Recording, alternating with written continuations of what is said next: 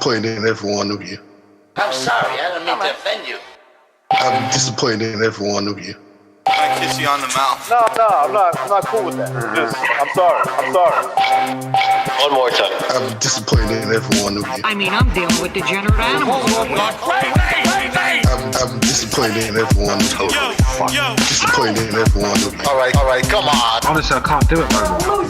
I'm disappointed in every one of you. Let me tell you why. It's gonna be all right, Nicky. Go ahead, shoot. You just killed a fucking man. What are you going to do about it? You're happy because you got nothing. You don't got a thing. You're happy because you got nothing. You got nothing. I want to get out of this rat hole. I want to get online. I need BDA boxing.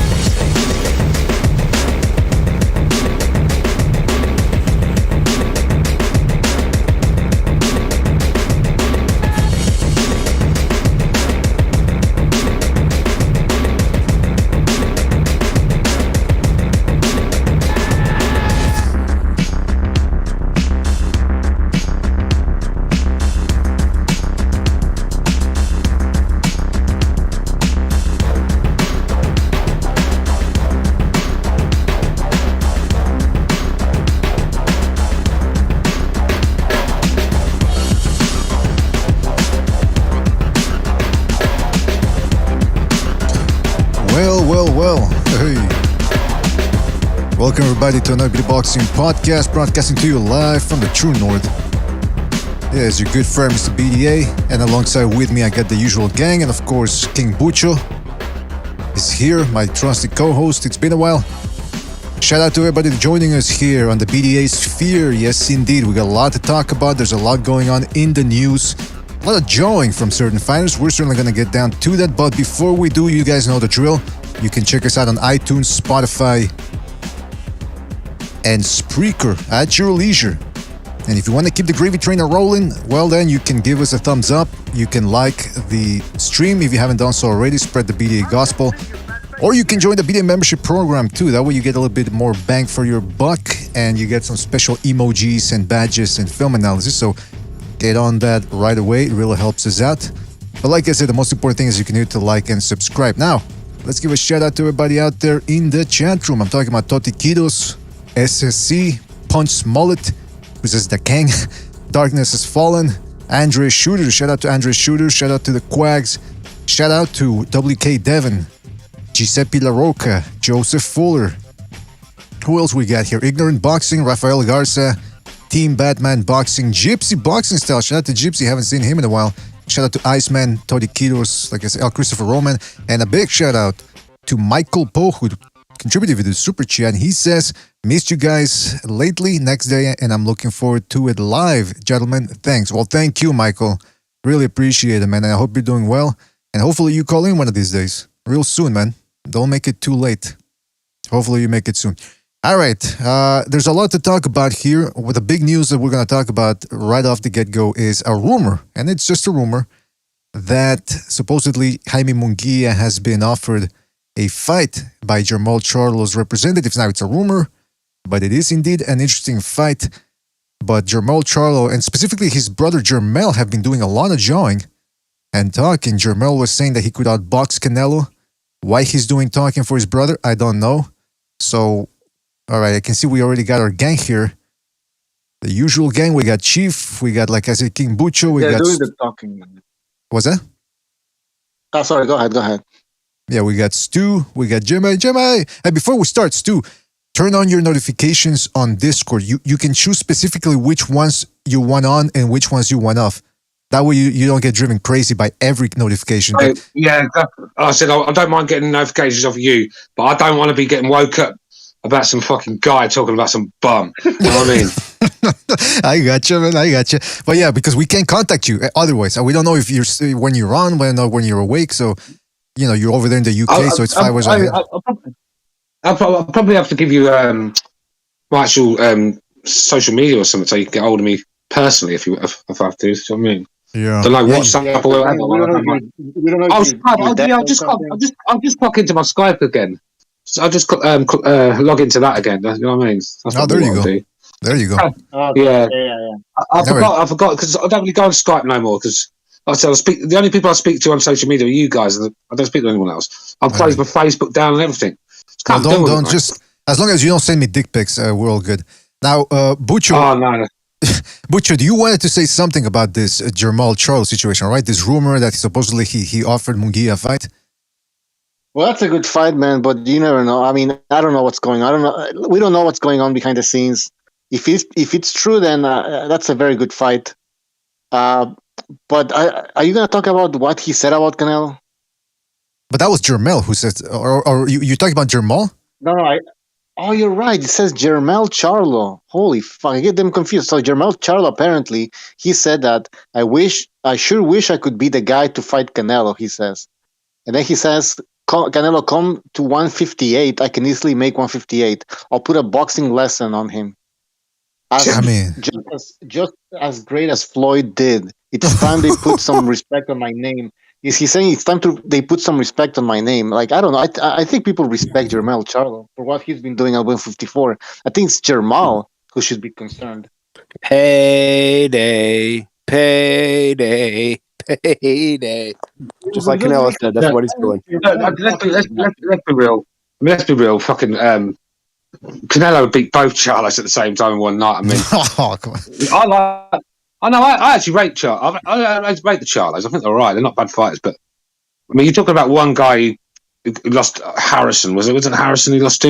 And then you're talking another guy you're talking about another guy who's he's been in some close encounters. I mean, even Castano. Who's the guy Golovkin for? I forgot his name now. Derevchenko. Derevchenko, of course it was. I mean, he gave Charlo all sorts of problems, and if he's giving you problems, I mean, what's Canelo going to do? I mean, let's be real. I mean, I know people call me a Canelo fanboy, but I just love watching talent when I see it, no matter what it is. I mean, anything, any sport, anything, even a musician. I just love watching talent, and he's a fucking tremendous fighter. I mean, just take your hate goggles off for a sec and appreciate what you see, because he's the only one that's taken these risks going up fighting these bigger guys, because no fucker else is. I mean, Golovkin, he's killing himself in Camp State 160. He should have moved up years ago. You know, there's a lot of fighters that don't have the minerals to go up and do what Canelo did. You can talk about all this all you like, but to go up to light heavyweight, I mean, fucking hell, that's a big. I mean, there's a reason we have weight divisions. I mean, a few pounds in boxing can make a hell of a lot of difference. And Canelo is all right. He's a stocky guy, and he does look quite bulky and heavy, but he's giving away reach. He's giving away size. You know, you've got to give him credit, because I don't see anyone else in boxing doing it.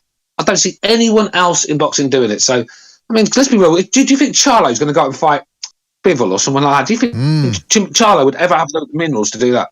No chance. Yeah. That's an interesting point right there, man. Who else wants to go on that? I mean, Stu brought up a very good point. Well, no one says you have to jump weight classes to be great. Hagler never jumped a single weight class. Yeah, and he's still, some people, especially the ones that really haven't seen his career, they say that his best wins were over little guys. That's what they say, little guys. Every middleweight champion, best wins were over little guys, from Monzon to Hagler, to Hopkins to Triple G, because Canelo technically is moving up. Every middleweight champion was over lighter fighters. I agree with that. I'd say the only exception is Robinson, because he moved up from welterweight. I mean, if we're talking about Jermall, if we're going by that metric of you have to fight or beat a young middleweight to be great, Charlo certainly falls short of that. I mean, who's his best opponent right now? Derevchenko, who's certainly not young, and Julian Williams, who was smaller than he was. I mean, look at how they looked in the ring. It was a light heavyweight versus a junior middleweight in there. Yeah, but that was also at 154. Exactly. Okay, yeah, there you go. I messed up the weight classes. That was before he jumped up to middleweight. So if that's his best win as a middleweight, when it was as a junior middleweight, then he's still lacking, like you said. Well, I'm curious to hear from Jimmy. He's been silent. He's the silent assassin. He's taking his time, seeing what everyone else is saying, and then he's gonna come in. Wow! Jimmy, are you there? Yes, I'm here. Yes, Jimmy, I am. I just didn't want. Hey, what's going on, gentlemen? How you guys all doing? The younger Jermall, that really irks me. making, the little Jermall, call him little, but what are they, monolithic fucking identical twins. You got one guy who's going to go up to 168 to fight him. Now, the other guy, instead of being at 160, where he probably should be, probably starving himself to get down to 154. I mean, but he probably doesn't want to campaign up there in the same weight class as his brother. But the point being, these are identical twins. One says he'll fight him at 168, but the other one says, yeah, but we'll have to, I'll do it, but it'll be at 158. You know what I mean? It's like fucking, it's like calling somebody else. It's like calling a kid to fight in a schoolyard while you're standing behind the principal. You know what I mean? It's like calling somebody. It's just, it's so gutless. Okay, this Canelo's never going to. Canelo at 158. I mean, you might as well put a fucking dead person in there. He's just going to have nothing. I mean, this is talk about draining someone to. It's like Floyd. I mean, everyone talks, yeah, look what Floyd did. But at the end of the day, he was a young, inexperienced kid, right? That went in there with probably one of the greatest defensive fighters of all time. But even then, Floyd had to drain the guy. What do you have to do that for? You would have beat him anyway. But what you have to drain the guy. He had nothing left. And I'll tell you what. This Canelo I see now against Floyd back then, it would have been a lot different, a lot closer as well. I mean, let's be real, that defeat made him the fighter he is today. I think sometimes a fighter needs a good schooling to realise how far behind they are and go and work on things. And, there's a saying in boxing, if you haven't got a defeat on your record, you're not fighting the right people. But so, yeah, I think that was the best thing that happened to him. I mean, it's a special fighter, Canelo, a real fucking special talent. Well, you know what? Back to Jermall. Jermall's not dumb. Okay, so he's almost he's close to being undisputed. All of the big names in that weight division at 154 who had belts, he didn't fight. He's collected it off of the other guys. He didn't fight Lara. He didn't fight Hurd. He didn't fight J-Rock. He picked the belts up off of other people that had them, and now that he's almost undisputed, he lost to Tony Harrison, who's not a great fighter. Tony Harrison's lost to lesser competition than the Charlo brothers are supposed to be. He's garbage, man. What's that? Garbage. Harrison's garbage. Absolute garbage. I mean, how can you... Well, Harrison's the kind of guy that when it comes time for boxing skill without that it factor, to be able to hit the heavy bag, spar with everybody in the gym, blah, blah, blah, that kind of stuff, put together enough stuff to become a contender. Okay, that's where he's above average. When it comes down to world class, the elite, he ain't there. Never has been, never will be. And you lost to him. And then you almost lost to him a second time before, was it a stoppage or did he get the decision? I forget. Stopped him. He stopped him. Okay, so he stopped him late, but some people thought he was losing. Then you go life and death with Castano in a fight that most people thought you should have lost. Why are you calling out Canelo? You haven't even cleaned up your own house yet. Get your own house in order first. Yeah, what he's doing, he's just trying to get the press, trying to get people talking about him because it's always his older brother by 1 minute who's in, because they're always talking about him with the Canelo deal. And, I would say that the Munguia thing has legs because Steven Espinoza is tweeted it out.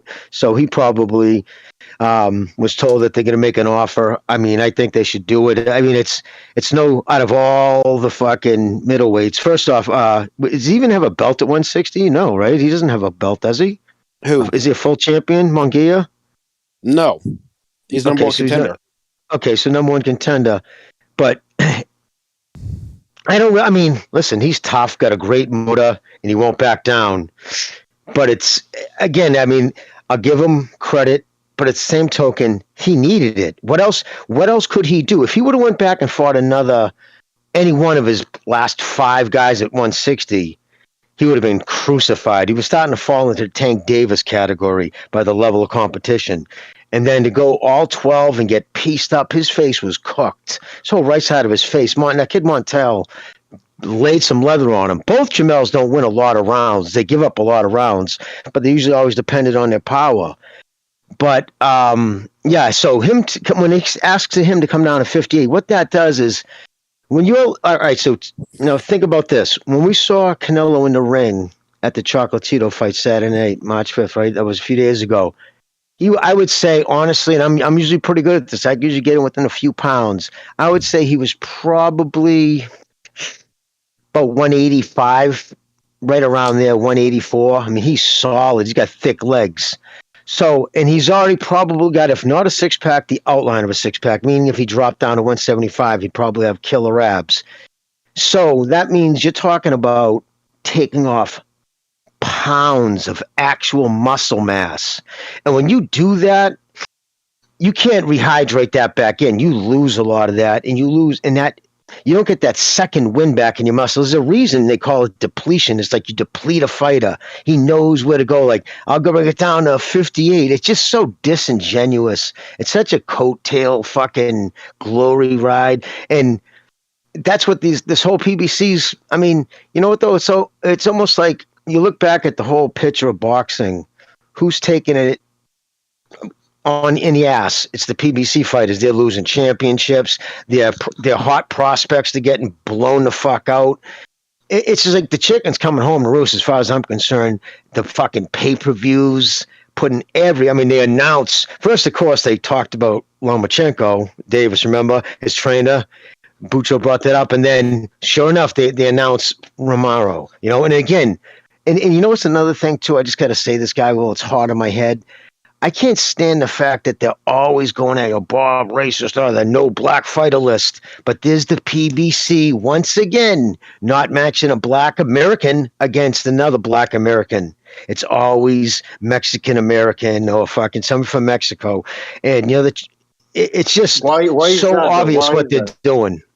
What's that? Well, they depend on the Mexican American market drives boxing. No. Anybody in the industry knows that. They know they buy the most per capita pay-per-views. It's the lifeblood of the sport right now in the United States. So, and then, okay, and there's another reason too. I just read recently, and I saw it a blue blood, I shouldn't say his name, but it was how they're again saying that they're going to make Davis a star using the Floyd Mayweather model. We got Floyd this way, and he's claiming that he turned Canelo into a pay-per-view star by fighting him too, which is kind of funny. But the thing is, and remember, who did he make his bones on in the pay-per-view market, right? I think it was Oscar, right? Wasn't that the one that launched him? And but it was always the one that made him. That's the one that made him like the elite pay-per-view, because his first one was Gotti. But he didn't break a single 500,000 cell mark until he fought De La Hoya. And that one was the Mexican, right? Exactly. Then he fought Margarito, I believe. He fought Cotto. You see what I'm saying? He never fought Margarito. Yeah. What's that? He didn't fight Margarito. I'm sorry, Cotto. Cotto. I know I said Margarito, but he fought Cotto, and he fought. I can't remember the other names too, but it was a lot of that. The sombrero. Listen, that he always had his fights on Cinco de Mayo, so he was trying to capture that. But in a way, they're trying to do that with Tank, but the difference is Oscar. Whether they were later in the years. I think he weighted a lot of them out, but these were still names. They're just trying to do that with Davis. Just as long as it's a Mexican, we can do this, do that. And I also want to hear too. I can't confirm it, and I can't sign anybody's name to it, but this is what I hear. Fucking, because you guys wouldn't know who it is. It's on a street type thing. Victor Ortiz. And I keep saying Victor. Luis Ortiz is bullshit because he still hasn't been paid for the fucking pay-per-view we just did. What? Still hasn't been paid all his money. Yep. And that was in January, right? Yeah, January. Exactly. Well, it's not unusual for a fight to defer payments throughout the year, but I guess certain amounts were probably promised by certain times and didn't come. Because what happened? I mean, look at they kicked that pay-per-view down to like $30, right? And it still didn't sell for shit. And I don't know what I just recently found out, not so short ago that I haven't got a chance to go look up what he got paid for that fight. That'd be interesting, what his guaranteed purse or what Forbes says he got paid. Because if the pay-per-view tanked and that whole purse was all, reliant on how many he sold, and then what kind of adds water to that, weight to that rather, is Broner just did that video last month when he came out and said, hey, listen, I know, believe me, there's people who being promised money in these pay-per-views because nobody's buying these fucking things. He goes, they're not getting the money they're being so. And then he said, I got to shut up because Al Heyman can soon, I'll be getting a call from Al tomorrow. So obviously they're talking about it in his room and all this other shit going on there. But that explains why it's all on pay-per-view. I mean, we all knew that. But it's just everything about that fucking organization is foul. And I'm just getting really tired of it. We know why everything's on pay-per-view is because back, and I'm just pointing out a time frame, but back during, I think, is Obama's second administration when the government was going through sequestration on the commercial side, TV networks weren't subsidizing fights anymore. And so when they weren't subsidizing fights, you still got to pay these guys. You're not going to make that off of ticket sales, especially like Luis Ortiz. Who's going to flock to an arena to go see him? Well, What's you know he what? going to bring in? I mean, you guys are absolutely right. And the fact is, we have Mayweather himself saying, we want to keep everything in-house.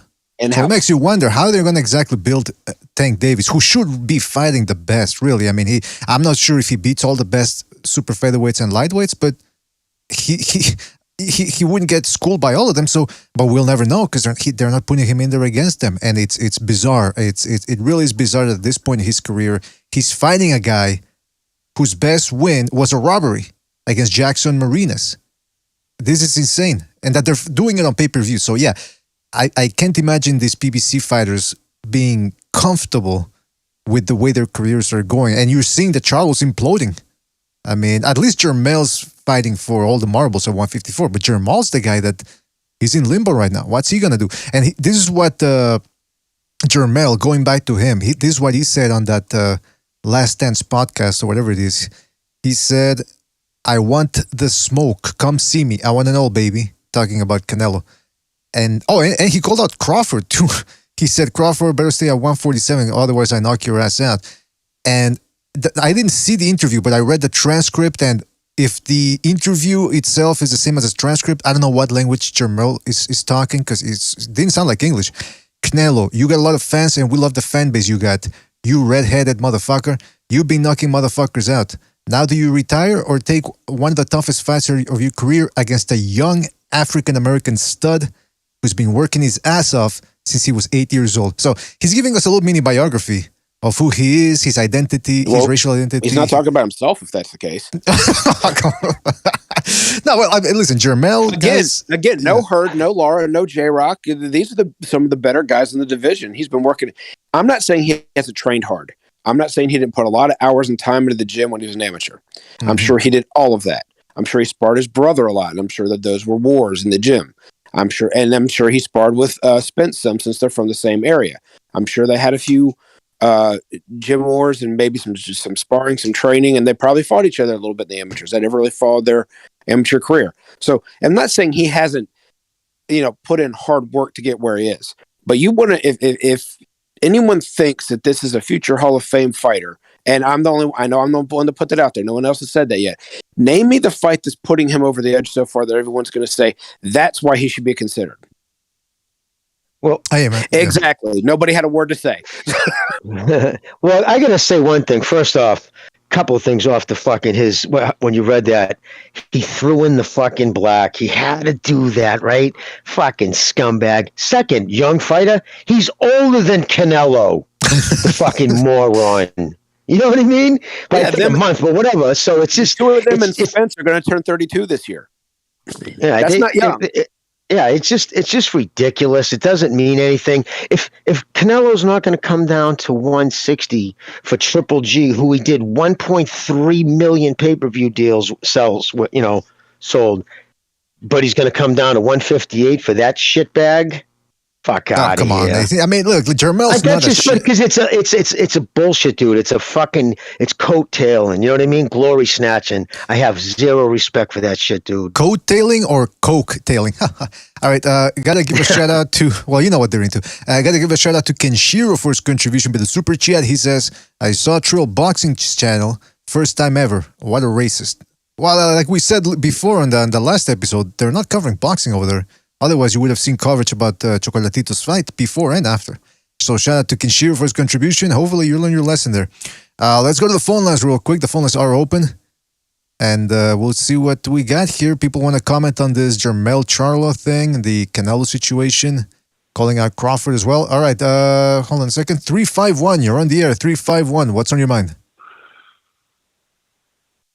What's up, gentlemen? Michael Poe. How you guys doing? Oh, Michael, how you doing, man? Thank you for calling in. Can you hear me? Mike, how you doing, buddy? Good. No problem, man. Jimmy, how are you, everybody? Good, Doing thank fantastic over here, man. What's on your mind, Michael? I want to talk about something else with you guys on the topic of Charlo and these guys not wanting to fight each other, but you know what?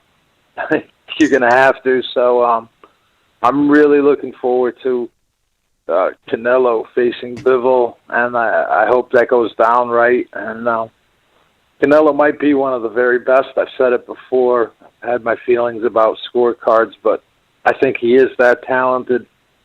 And I was always straight down the line of what I said. He's there. I just want to see him do it. And we all know how it is. The higher-paying guys get the extra edge sometimes, whether it's fair. I don't celebrate nods, but I want to see Charlo face Benavidez, or these guys face each other. It's just getting ridiculous, man. This guy brings in the money. They want it. And I've had a change of heart with him. I go on a case-by-case basis from now on. He might well run over Bivol. I'm sorry, BDA, go ahead. Yeah, I was going to ask you because you mentioned the Bivol thing. Do you think Canelo makes it past Bivol, or is this the end of the line for him?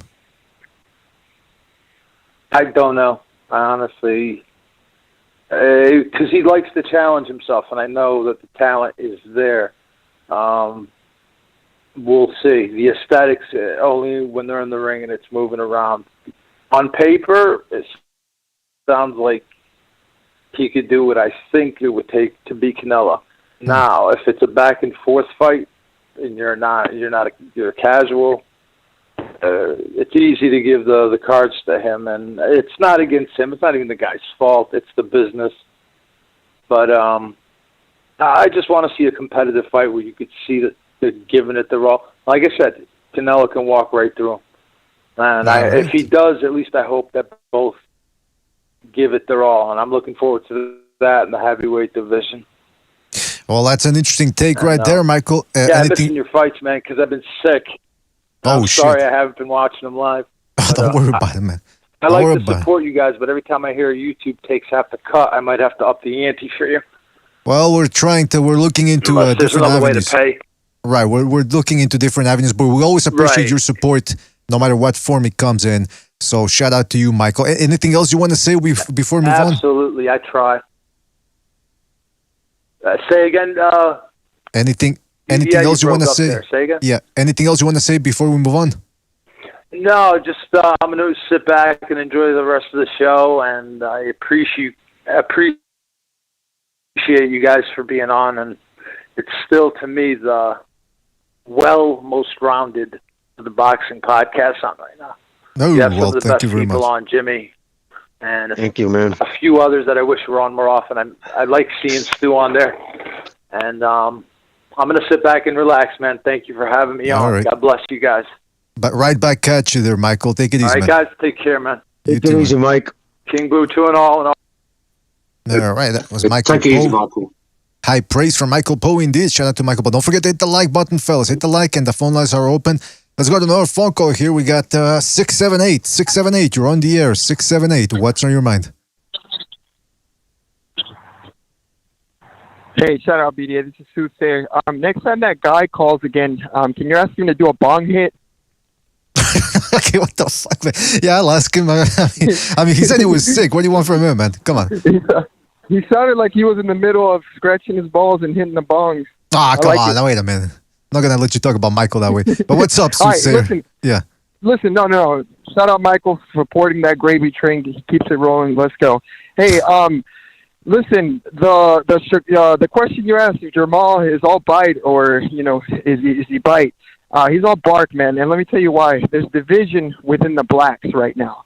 So half of them are going with Earl and half of them are going with Crawford. You understand? Sure. Hello? Yeah. I said sure. Yeah, that's the way they're being split apart right now. They don't know who to go for.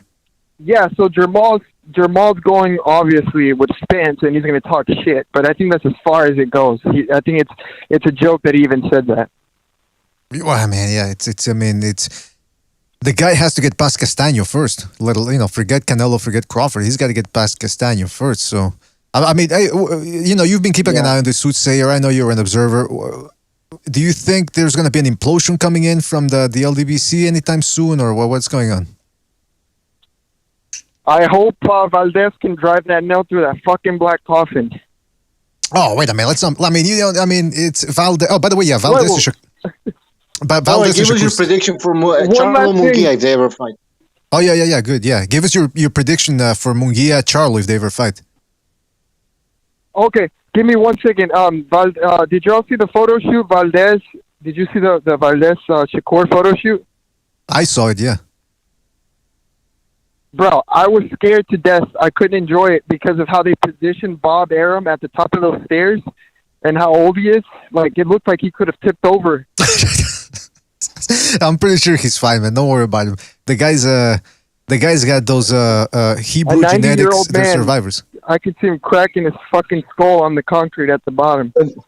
He would have landed on his wallet. He's fine. That guy's like fucking Boris. You can't kill the guy. You'd run Bob over, he just gets certain carries on. Then you shoot him in the head, he just gets certain carries. Boris and stuff. That's Bob, man. The man's about 180 years old and he's still going strong. I mean, you got to give him credit, man. Because, I mean, let's be real, most of us would be proud to live. I don't know if most of us would be proud or not, because I don't know if I want to live till 90 years old. Someone wiping my ass and stuff. But, he's lived a good life, hasn't he? And he's still going strong. You've got to give his credit really with Bob Arum. I mean, I'm not really a fan of him. BDA. I'm not really a fan of him because he does chat shit sometimes, and he's one of these that if you're not with him, he doesn't rate anyone that isn't a Bob Arum fight, and I don't like that. I like people to keep it real when it comes to boxing. Hey, am I same with Eddie Hearn? I couldn't like Eddie Hearn as well. So. All right, let's Soothsayer. Soothsayer wants to say something before we go. I mean, before we move on. Yeah, Soothsayer, go ahead. Yeah. Well, I thought we have a dialogue here, innit? We're going to sit everyone called. Hello? Yeah, go ahead, Soothsayer. Hey, BDA, you know how Howard Stern had evil David Letterman in studio? You have evil Eddie Hearn with Stu. Shout out, Stu. You have a good day. All right. Shout out to Soothsayer, yeah. You know what, man? Stu... Yeah, go ahead, yeah. No, but I think it's Hearn. I've started to go off Hearn a little while. I've had Eddie's corner for a little while.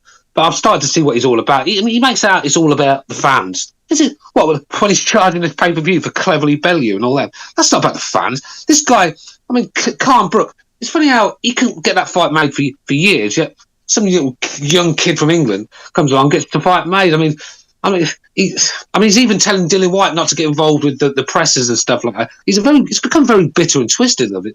So, I mean, I don't know. I like him now. He is good for boxing, but. This is the saviour of boxing, is he? Fuck, man. He's not making the fights he should. Let's be real. He's not. He's charging pay-per-view for fights that shouldn't be on TV, let alone fucking pay-per-view. And I think they're all going to be doing that because there's no subsidy anymore. So if it's all for ticket sales, you got to get money from somewhere else. They're going to do pay-per-view. I don't like it. I'm not approving it, but it's common sense. The promoter's got to make money.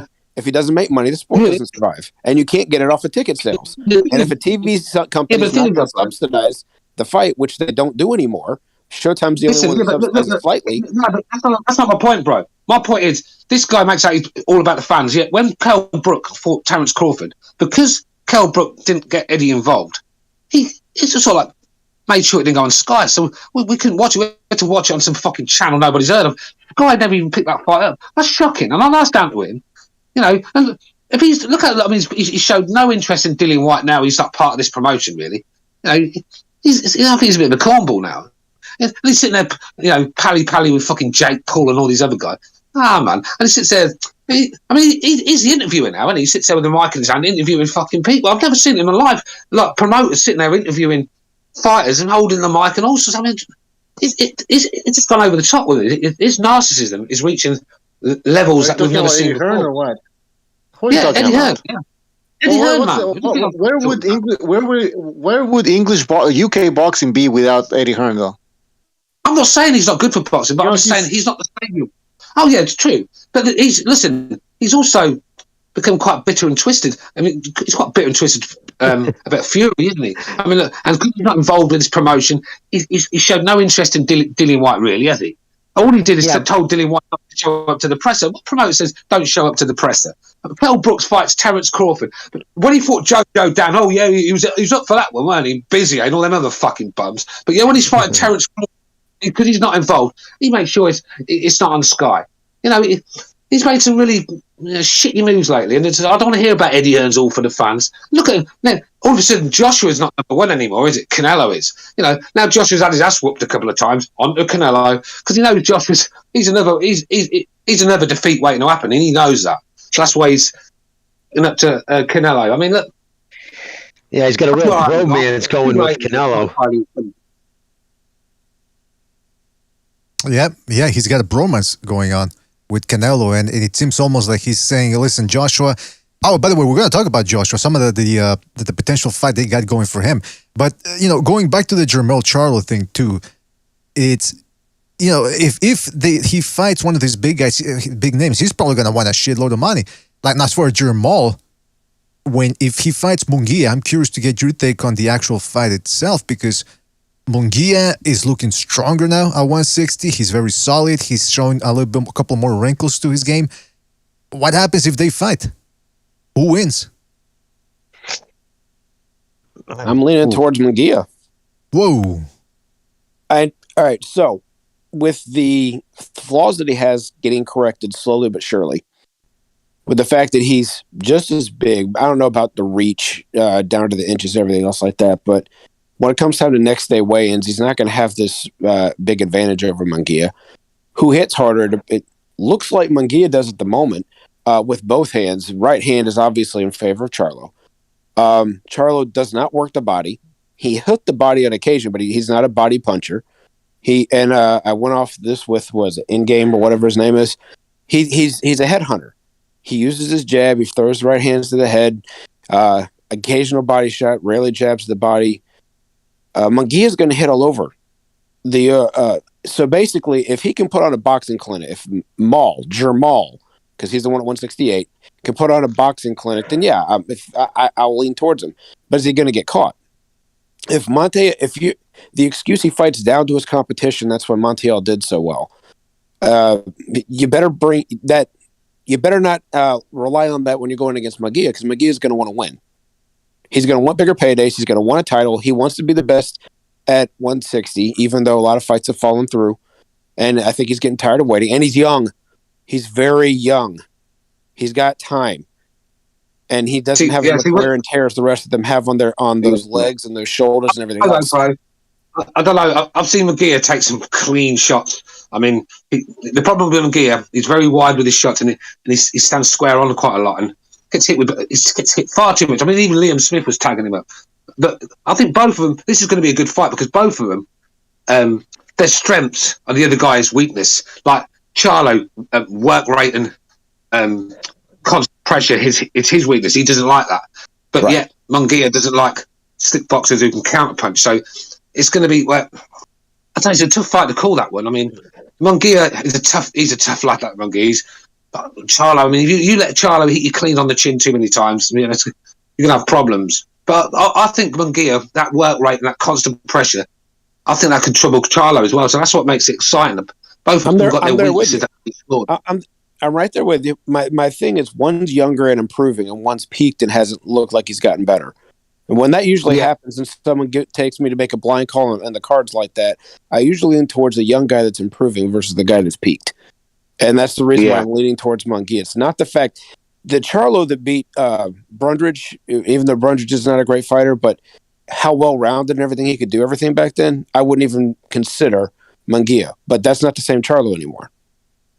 Yeah. So that's why I'm leaning towards Munguia. Yeah, the thing, like I said, the thing with Munguia, I've seen him been hit clean on the button. He's got a chin of a granite chin, that guy, because if he didn't, he'd still be in a coma now. I mean, the shots he's taken. So, yeah, I mean, that pressure, that toughness, I think that's Charlo don't like that. Charlo likes fighting guys that like throw 10 punches around. You know, I don't think he's going to like Munguia in his face, swarming him. Neither of the Charlo likes. That's why Derevchenko did well against his brother, sort of thing, because he just kept swarming him, and I think that's the way to beat Charlo. I mean, but also you let Charlo hit you clean, square on. You know, rushing in with shots and getting sloppy with wide shots, and you know you could be in trouble yourself. So, but I just don't think Charlo's got the. I don't think he's got enough power to knock Munguia out. I don't. But I know it's a close call. I can't call that one, to be fair. Well, I got to tell you, I want to get back to that subject. We're going to take a phone call. But remember, guys, when we get the callers, let them make their points, and then we can get back to the panel and just have normal conversation, because otherwise we it takes too long. So let's go to a phone call here. Let's go to 956. You're on the air. 956. What's on your mind? Yo, can y'all hear me? Yes, indeed. 956. What's on your mind? Yeah, the question is Jermall Charlo all bark or all bite? Mm-hmm. How was he all bark when he was trying to get the fight with Canelo? Now, Canelo, I don't mind Canelo fighting Bivol. Bivol's the toughest fight. I believe Bivol's a way tougher fight than Jermall, but how is Jermall all bark when he's trying to get these guys to fight? You know, and they just sent a contract to Munguia. They try to get that fight. You know, I respect Jermall. He's trying to make the big moves. I respect it. And as far as Munguia and Jermall go, I like Munguia, but I think Jermall wins. I don't think Munguia ready yet, and I think not a knock, maybe a knockout. I don't know, but Munguia did get caught with some clean punches against Rosado, but Rosado don't got the power that Charlo has, you know. Right. Well, I mean, you make some interesting points, but I mean, at the end of the day, Jermall Charlo's record speaks for itself, and it's very lacking. It's very lacking. So hopefully he gets the Munguia fight. We'd all be excited for that. Munguia is more lacking. What's that? Munguia is more lacking. You know what I'm saying? Yeah. And I think you know it's a more winnable fight than if he fights Canelo. I'll tell you that much. Hey, by the way, did you call into Thunderdome's show yesterday or the day before? No, I haven't called in like a couple, last week or so. To Thunderdomes, I mean. Oh, Thunderdome. Yeah, we're on Thunderdome show. And, Yeah. and I told him, hey, bro, stop being crazy, like talking about Canelo didn't win the second fight. Like, if you thought Triple G won, that's cool. But come on, bro. Like, Canelo had like, some people had Canelo winning. Like, Canelo could have won that fight. Like, why the fuck you so emotional? Because you thought the fucking press had Triple G winning. You know what I'm saying? Like, it's a fight that can go either way. Yeah, but you have to It's present. stupid, bro. That dude's emotional, bro. But he presented the list of the ringside experts and the boxing journalists who had Triple G winning, but you didn't present yours. That had the people that had Canelo Okay, well, winning. okay, and anyway, and let me say this: he also had Pacquiao beating Ugas, but most of the press had Ugas beating Pacquiao. So Right, not being but- consistent. But What's we're next talking then? about the Golovkin. We're talking about Golovkin. You know what we could do, man? He'd probably want to do it at his show, but we could get back to that subject, even though we've beaten it to that a little bit. But if you're willing to, maybe a kumite or something, just to get a little something rolling, if the things are going messy here. But anyway, let's Hey, I'm call ready, it. bro. What's Hey, BDA. Yeah. Hey, BDA. You know I don't duck smoke. Tell Thunder to pull up. I'll All right. debate his ass any day of the week. I ain't All care right, man. shit. Let's All go. right. Anything else you want to say before we move on? Yeah. Why? I mean, Furies are not quite the fuck out. Oh, all right. Well, there you go, man. Thank you for your call. Call back next time, all right, man? Fantastic. All right. Well, listen, in regards to the Charlo Munguia thing, I'm curious to get your thoughts on these fellas. Did the Charlo Montiel fight have anything to do with some of you giving Munguia now more of a chance than, say, if this would have been discussed a year ago? Slightly, but also because McGee been improving. Mm-hmm. I mean, yeah, he has been. His defense been tightened up. But then again, you can say, well, Charlo struggled with Montiel, but I got to tell you, there was that Rosado fight, which was going, pretty even there for a while. And Rosado, I mean, you got to love the guy. He'll fight everybody, but he's not exactly top 10 material. And then, of course, let's not forget, there was a little bit of a discrepancy there with the ending of one of the rounds. It ended a little bit too early when Munguia appeared to be stunned. So I don't know about Munguia yet, fellas. Not convinced. What about you, fella? Like Jimmy, I know you. Yeah, go ahead. Well, all right. I believe the kid is tough. I believe he'll go in there and bang. My thing is 40 fights, man, and it's Spike Sullivan? Or did he even fight him? I know it was more Rosado. It's like that's he's already been a champion in another weight class, and it's just been so lacking. Obviously, I mean, Golden Boys talked about it. They know he hasn't faced any big names. My thing is why? How come you've kept him away from the big names? So that's always a question mark. Do I think he has the motor? I think he has a better motor than Jamel. Yeah, no, Jermall. Okay, yeah, so Maul, the older one. Yeah, exactly. Yeah, so I believe he has thank you, brother. I believe he has a better motor, and I believe if he was to overwhelm him, he's going to have to get him late because on his toes, Maul is much more athletic. He'll stab him with the jab. He'll try to 1-2 him, and if Munguia just tries to stay a little bit, he's got to stay either real far out or getting close because Maul is an inside fighter. You know what I mean? He does everything from the distance. Kind of a 1-2 guy, counter puncher. So he's just stay in his chest, rough him up, just bring it in late, and he'll be able to feel when his chest is heaving. He'll hear him breathing. The sounds you make when you get hit to the body when you're tired, opposed to when you're not, sounds different. And when he's at that thing, that's when you just got to bring it on. And that's the one thing that I know the kid has is a motor. I've never seen a kid quit. You know what I mean? He obviously trains hard. So yeah. My heart would definitely be with Munguia, but that's in my way how he would have to do it. I don't think he's going to beat him on the cards. I think he would have to finish him late. Interesting. Yeah, I agree. I can agree with that. If Maul goes back to when I used to call him the Spence beater when he was a 154 before I knew how close they all were. When Spence was on his way up and Maul had just won the IBF belt down there. That's what I was thinking. Is like he's going to take all this over, and no one's going to beat this guy. And then he peaked.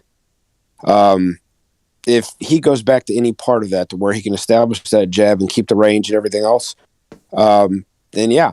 But you're right. I think that the Montiel fight had a little bit to do with it because this guy had been knocked out by Munguia in 2 rounds, even though it was at 147, and Charlo could barely hurt him, and they went life and death and. Just really, you start to wonder, since Charlo's not staying active, is he getting stale? Like at 32, like I keep saying, Spence's peak has already passed. He's not, he may still be in that quote unquote prime, but his peak was 27 years old.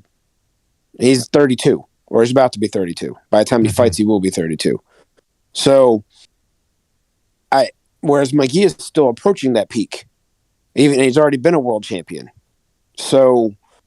I lean towards him just because he's got more miles left to go.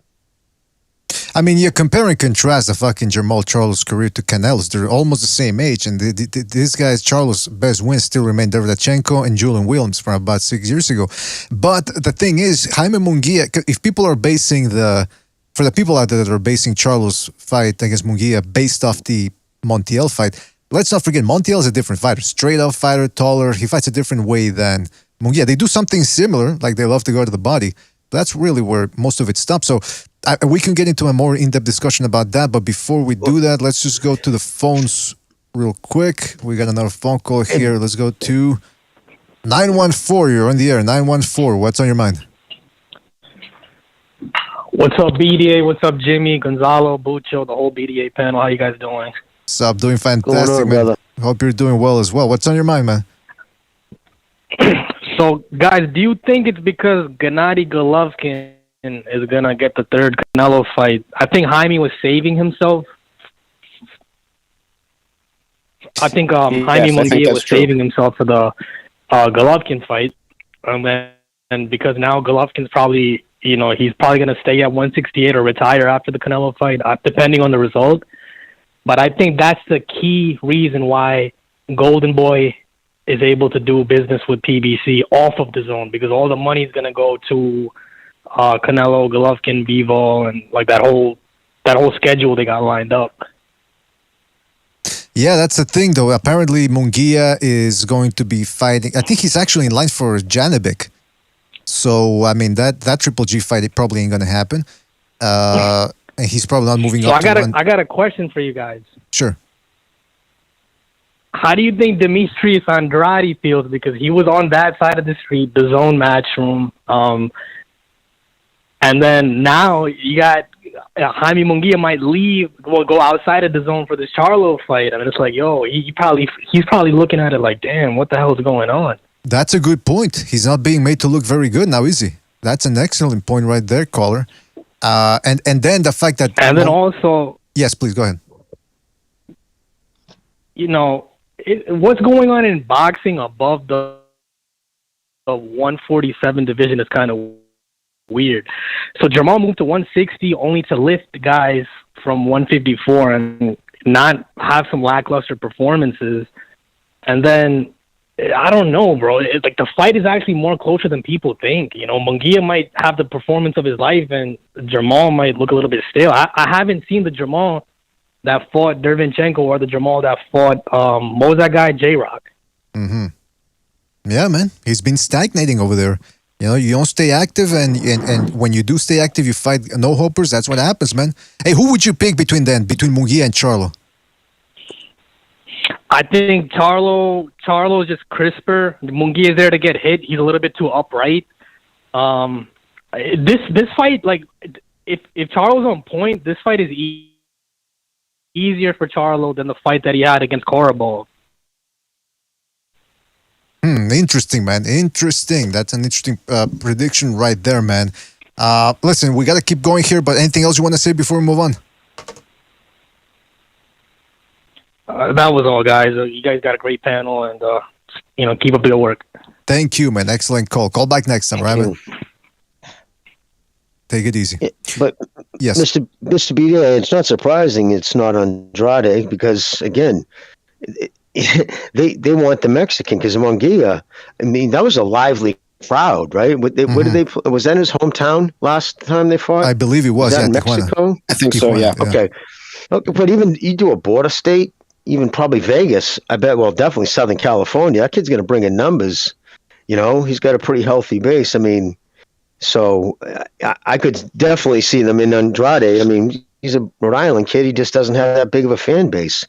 But and again, I just can't stress the stones, just the idiocy to say, you know, you're not going to go to 160 for the guy with the 1.3 million. But I'm going to ask you to come down to 158, and I'm not a fucking household name in my own house. You know what I mean? And it's just so ridiculous. It's so, and then you get people, because what makes it, you know, we laugh at it, but you go on Twitter, man, there's people, oh, what's up? You're like, seriously? Motherfuckers are that desperate to see, just, I don't know, to push a narrative, and it just gets gross. I mean, the caller, I'm sorry, BDA, go ahead. No, go ahead, man. Well, 2 callers ago was talking about, this is about, does he want to smoke? And the guy says, how does he not want to smoke? This is the first big offer they've ever set that has made the press that Charlo's camp has given out to anybody. They've never offered Andrade an offer. They've never made Canelo an offer. He's got a belt. He's a champion. Just because Canelo makes more money doesn't mean he can't make him an offer. He can make him an offer because this is not a contentionship. You have a belt. You're trying to challenge. You can make these people offers. You've never sent Triple G an offer that anyone's heard of. You never said you did. No one's caught wind of it and put it in the press. So this is the first offer we've heard you making anyone. Period. So how is that wanting the smoke? Just because you said you've been calling out Canelo, you never sent him an offer a single time. They did send you an offer, and your people never answered it. So how does Charlo want to smoke just because he's able to barely speak English clear enough to say he wants a fight? Well, you know what, man? I mean, it's all about, Chief, you brought up a good point, man. These people love to talk. All these boxers are always talking, but you take a look at who's pulling in the moves, who's actually putting in some action in there, and it's Canelo. Everyone else is chasing him. He's the golden goose. He's the De La Hoya and Mayweather of our generation, and everyone else is desperate to get that payday. They're afraid of taking a loss and losing that ticket. By the way, we got, for non-North American callers, we got the StreamYard open, so let's take a call here. Let's go to Kenshiro on the StreamYard. Kenshiro, you there? Yeah, well, brother, how's you and everybody else doing? We're doing fantastic. Hope you're doing fantastic as well, man. What's on your mind? Yeah, I mean, obviously, today the YouTube recommended a couple of boxing channels. Started watching both of them. Boxing media, that was refreshing to see. But when I saw Trill Boxing, because their main page was talking about Charlo, and obviously that's the first time I saw anything about Charlo talking today. So LinkedIn just to see what's going on. Oh my God, the garbage that coming out of them, the one of the hosts' mouth about sort of Canelo. When obviously Charlo was talking about, fighting Canelo and all this sort of stuff. It just made me laugh on terms of how they were just portraying Canelo, like slandering him, this and that. And I thought, I couldn't believe it. I mean, obviously, Charlo wants to fight Canelo, but I'm not being funny. You are taller than Canelo. Jump up weight, man. Why does it have to come down to you guys? Absolutely, man. I mean, Exactly. and the big question too is, and Stu mentioned that earlier. Who would you pick between Canelo and Jermall Charlo and Bivol at 175? What in terms of what winning? Yeah. Mr. BDA, I just want to tell you, I put a poll, 4,000 people polled. It's in the stream. All right. Go ahead, Michael. Sorry. Michael, can you hear me? I mean, sorry, Kenshiro, because I saw somebody else in there. Kenshiro, I thought he was gone. That's why I started talking, dude. I can't hear him. I'm sorry. Oh, I'm sorry. No, I mean, listen, man. Bivol was 175 champion. Charlo, I don't know what, he has, his knockout ratio isn't as good as well. He's been fine, but Bivol would decimate Charlo and Andrade, I reckon, probably on the same night. Oh, yeah, that's what, Stu said something similar to that, so there's no real hope for the Charlos in a lot of people's eyes, man. And, I mean, I got to ask you, too, about, before we move on here. I'm not being, go on. No, go ahead, man. There's a delay here. No, I mean, I'm not being funny. So I know the LDBC and certain members of the black community who like to play the race card. Obviously, I know that sort of, their hustle's gone with Wilder getting battered and other people getting battered. But you think to yourself, not being funny, it's now the era of the Hispanics now. So just deal with it. I mean, that's one way of looking at it there, Kenshiro. That's one point of view. And, we try to stick to the boxing. They try to stay more with the race talk. That's why they get a broader audience. Well, listen, Kenshiro, we do have to move on, man. But anything else you want to say before we move on? No. I mean, listen, keep it up, guys, and I'll give you guys a call on Friday. All right, fantastic, Kenshiro. Thank you for your call. Always appreciate it, man. Thanks, man. Stay safe to all you guys. Thank you very much. Bye-bye. You too, man. Take it easy. All right, that was Kenshiro. Let me go to another phone call here from overseas. We got Michael Stock calling in. Michael, are you there? Hey, guys. Can you hear me? Yes, indeed, man. Thank you for calling in, man. What's on your mind? Yeah, I just want to say, first-time caller. I'm a massive fan of the show. I've probably followed you for like 2-3 years. Thank you, man. Thank you. So, yeah, I just want to say that you guys do great work. What's kind of the topic?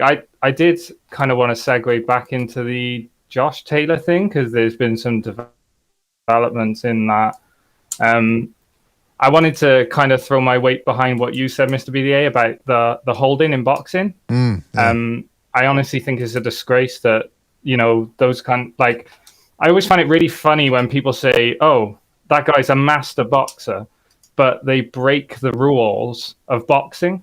So how can you be a master at something if you actually break the rules of the thing you're supposed to be a master at? It's like, I'm not American as I'm on the international line. I'm from the UK. But one of the things I always thought, wasn't there like a deflate scandal in the NFL or something? Where they deflated the balls to make them easier to throw? But that's against the rules, right? So why was that not allowed? That's an excellent point. That's kind of how I compare it. It's like if you break the rules of boxing, how can you be a master boxer? It makes no sense to me. That's a great point, Cole. I mean, this is the thing. When you go through the history of boxing, how many great fights on paper have been ruined by holding and I mean, just it stops the action. It gets sloppy, and let's be real, and it's not just holding for a few seconds. I mean, I've seen fights holding and walking around the ring for about 5-6 seconds holding. It's just, I mean, no one wants to see that. I mean, no one wants to see one shot, lead with the right and then hold, lead with the left. Oh, it's just some of the fights. It's ruined by that rule. But well, I think, like I said, you're not allowed to hold, but I get it. You should be able to grab on the inside, take a little breather here, or if it's getting messy, if you get hurt, you should be able to do that as well. But just lead with a shot and then just hold so you don't get hit in the pocket. I mean, come on, man! It is one of the downfalls of boxing. I think is we need to sort this rule out. What's the right way to go about it? Not too much holding, but obviously you've got to be able to hold a little bit. So in between, really, and it's a hard one to call, but. No one wants to say like Henry Ecken one day when he fought Lennox Lewis and he got disqualified for holding. It just ruins fights, man. It just ruins fights, and like I said, it stops a lot of these guys are like coming forward and letting their hands go, exciting, and you see this guy just spoil the fight by grabbing him and holding him and mauling him. I mean, that's not boxing. That's not boxing, man. That's right. You know what? That's an excellent point from Stu, Michael. And I got to ask you, what Michael? When people say, "Oh yeah, but it's part of the game," what do you think about that argument, Michael? It isn't. I've read the rules. Exactly. I mean, you can't get any more. Stu, I don't know if you remember, right? Sky back in the day, although their commentary now, Sky Sports, I've got two examples of this where they are literally the worst commentary team I have ever heard in my life. So when Dillian White fought Alexander Povetkin, I listened to them again, right, those 5 rounds, and they do not mention one punch the Povetkin lands, not one, until he knocks him out. Now, I know he was getting beaten up and he did get knocked down, but he was landing punches, but they do not mention one. And that's kind of one of the other reasons I wanted to bring up the holding was that I don't know if you've heard, but they're called the members of parliament in the UK, but they've decided the Speaker of the House, who's like the leader of the House of Commons, he's decided that the Jack Catterall versus Josh Taylor fight was such an egregious robbery that they're going to put a police investigation in. Now, the reason I bring up the holding is because, yes, that was a close fight, in my opinion. I know I'm going to get flamed for it. But when you're holding for like the championship rounds, right, how can I give you rounds? Because when I see someone holding, I immediately think you're trying to survive. Right? Absolutely. That's my immediate thought is you can't take the heat. So you're trying to take a breather. And Catterall, what he was doing was he was throwing one punch and getting him in a headlock or holding. And just to be a little bit impartial, Taylor is also very guilty of holding. Maybe not in this fight, but he has been in previous ones as well. Yep. But I'd like to see it outlawed everywhere, Absolutely. Listen, Michael, great. And I kind of... Well, yeah, go ahead, because we do have to move on. Yeah, but go ahead, Michael. No. The other thing I wanted to say as well is I came into it after the Hyperbole. So Sky's commentary in that fight was atrocious because the two were on there, Adam Smith, who's just literally a cheerleader. But the person who really annoyed me was Matthew Macklin, because what he was saying was that Jack Catterall was landing a 1-2 all night. Mm-hmm. Now, especially in the 4th and 5th round, he was battering Josh Taylor all around the ring. But after that, this narrative of him landing the 1-2 all night wasn't true anymore, but he kept repeating it. Oh, he's been landing it all night. And it's like, no, he hasn't.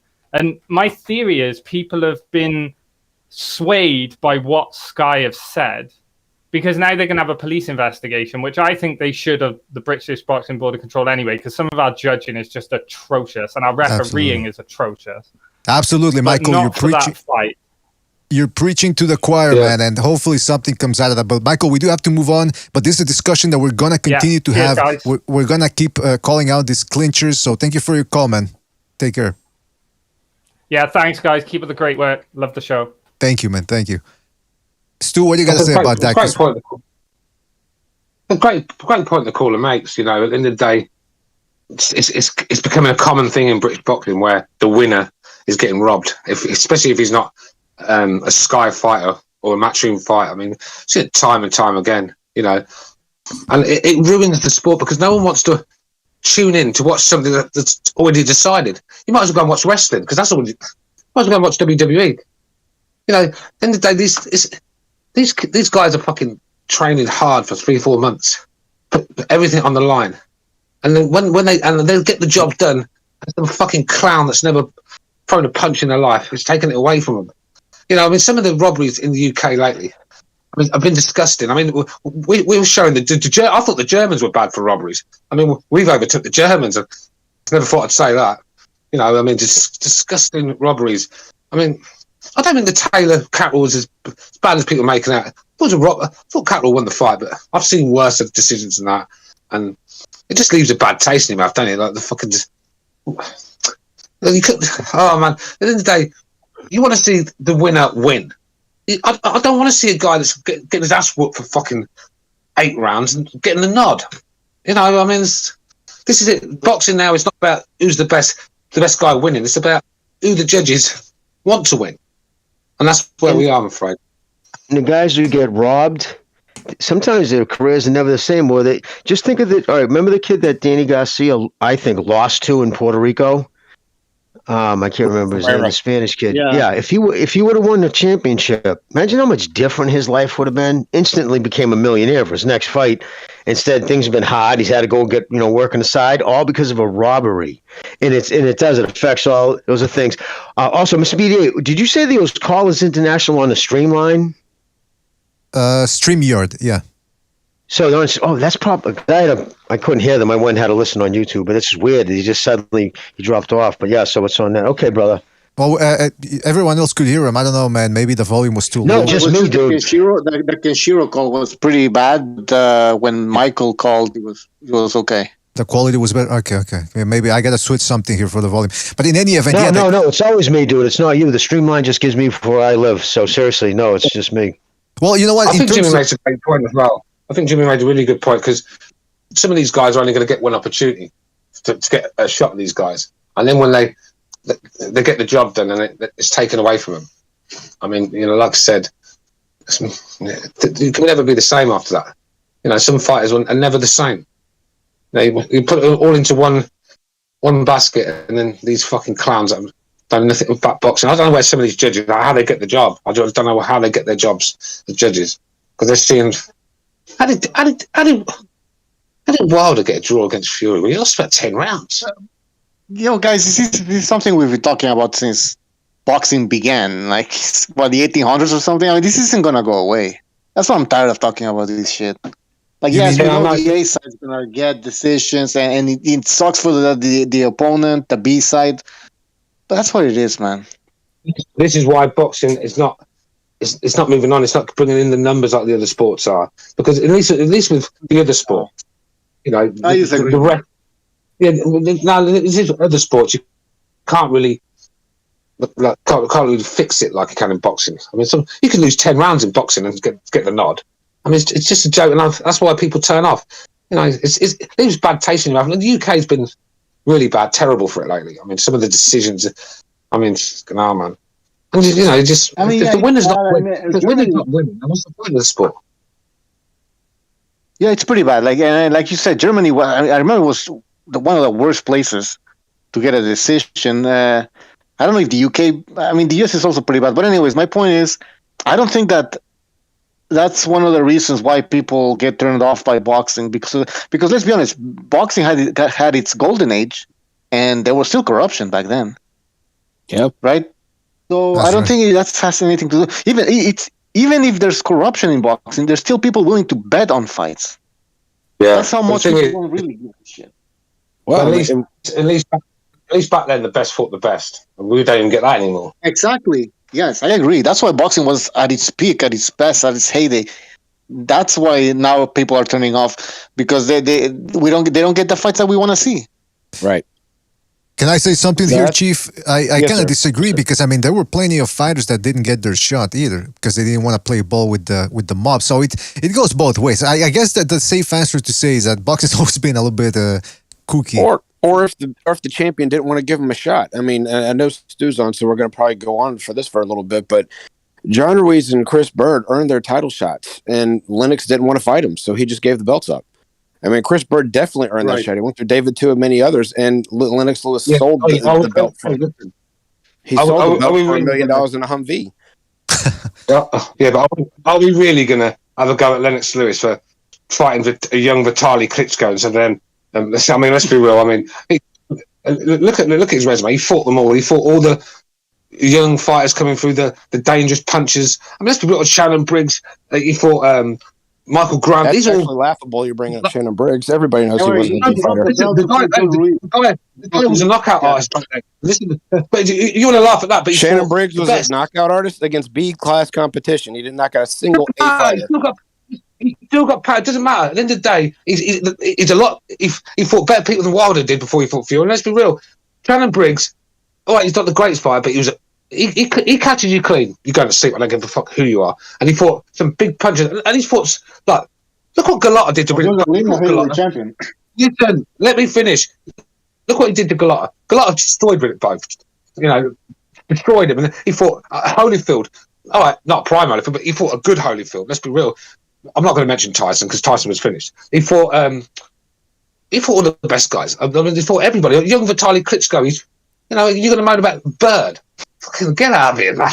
Okay, let's put it in perspective like this from the other side. You're going to fight Franz Botha, who never deserved a shot at Lennox Lewis, but you're going to not fight Chris Bird, who earned his title shot. All right, So wait a minute. Is this round two?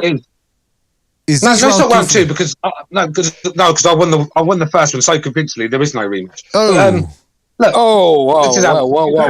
When you went away for a long time, was that you dreaming that you won that well? Or, I mean, because... Yeah, because it really wasn't that one-sided.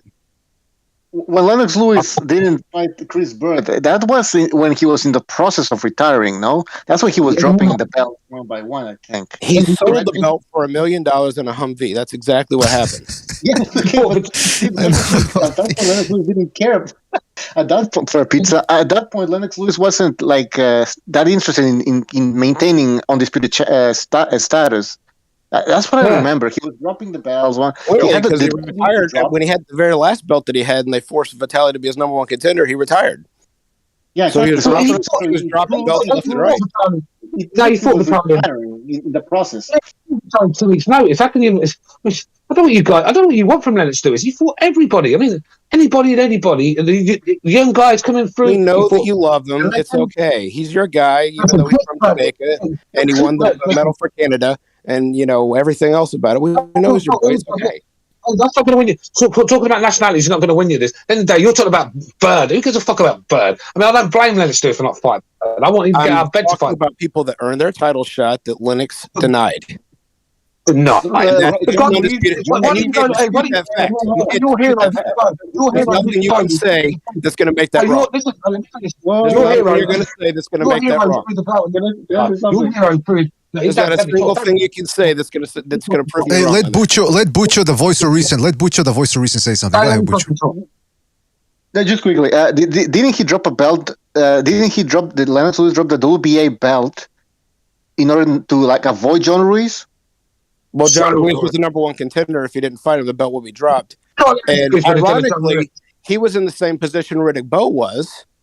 And Lennox Lewis hadn't fought anybody really relevant outside of a Razor Ruddock that had been proved to be a B fighter twice by Mike Tyson.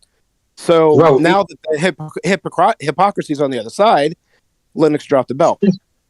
Okay, in order to avoid... Is that the Riddick that Lennox Lewis knocked out in 3 rounds? That one. Is that the one you're talking about?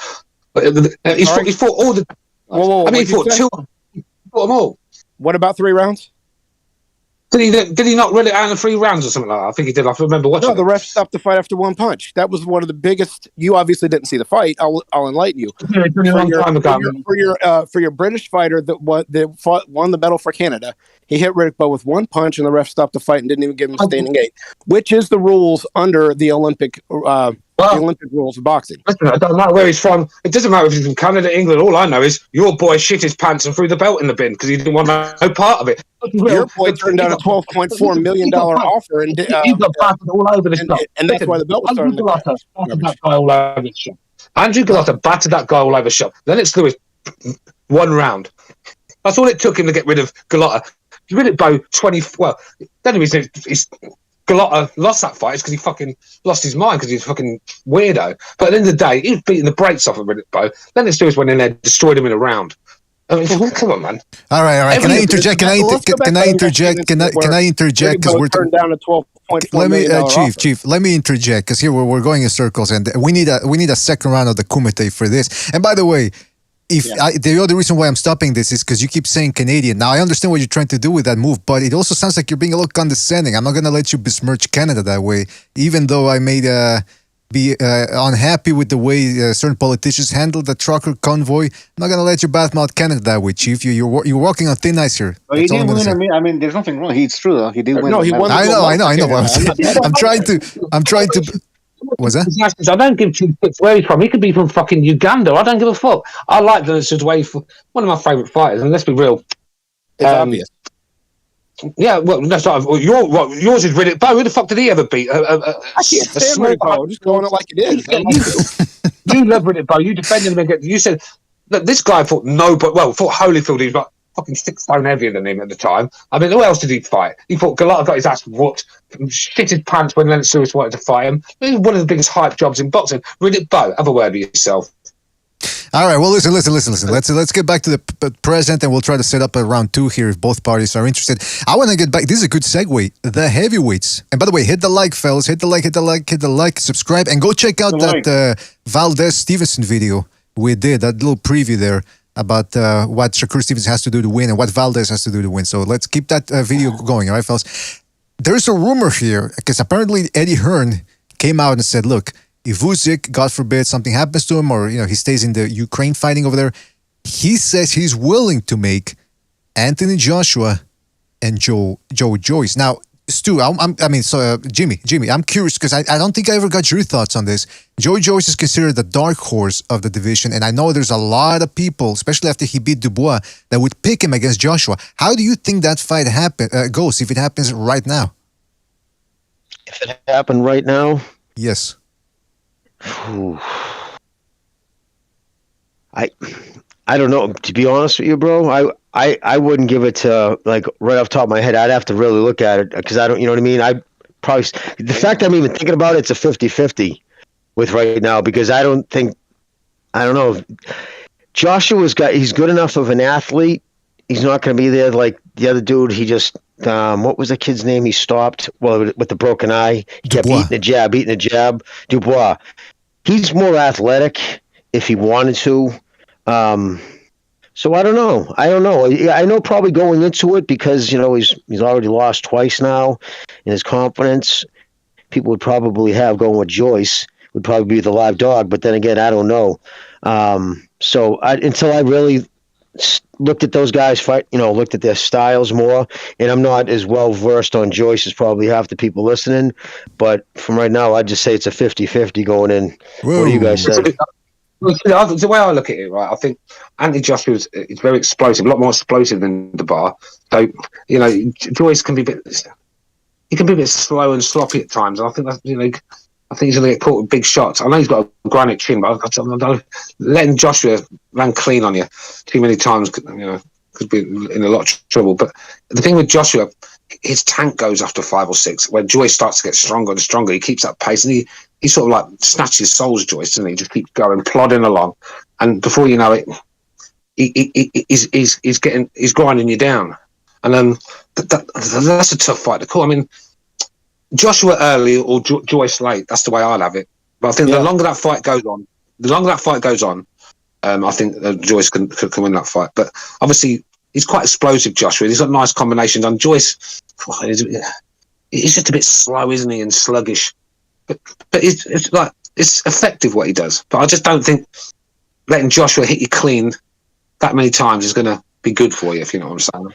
So in other words, if you weather the storm, then you edge towards Joyce. But if he's kind of sloppy early and Joshua's able to land those big punches, that's right. Same thing. Yeah.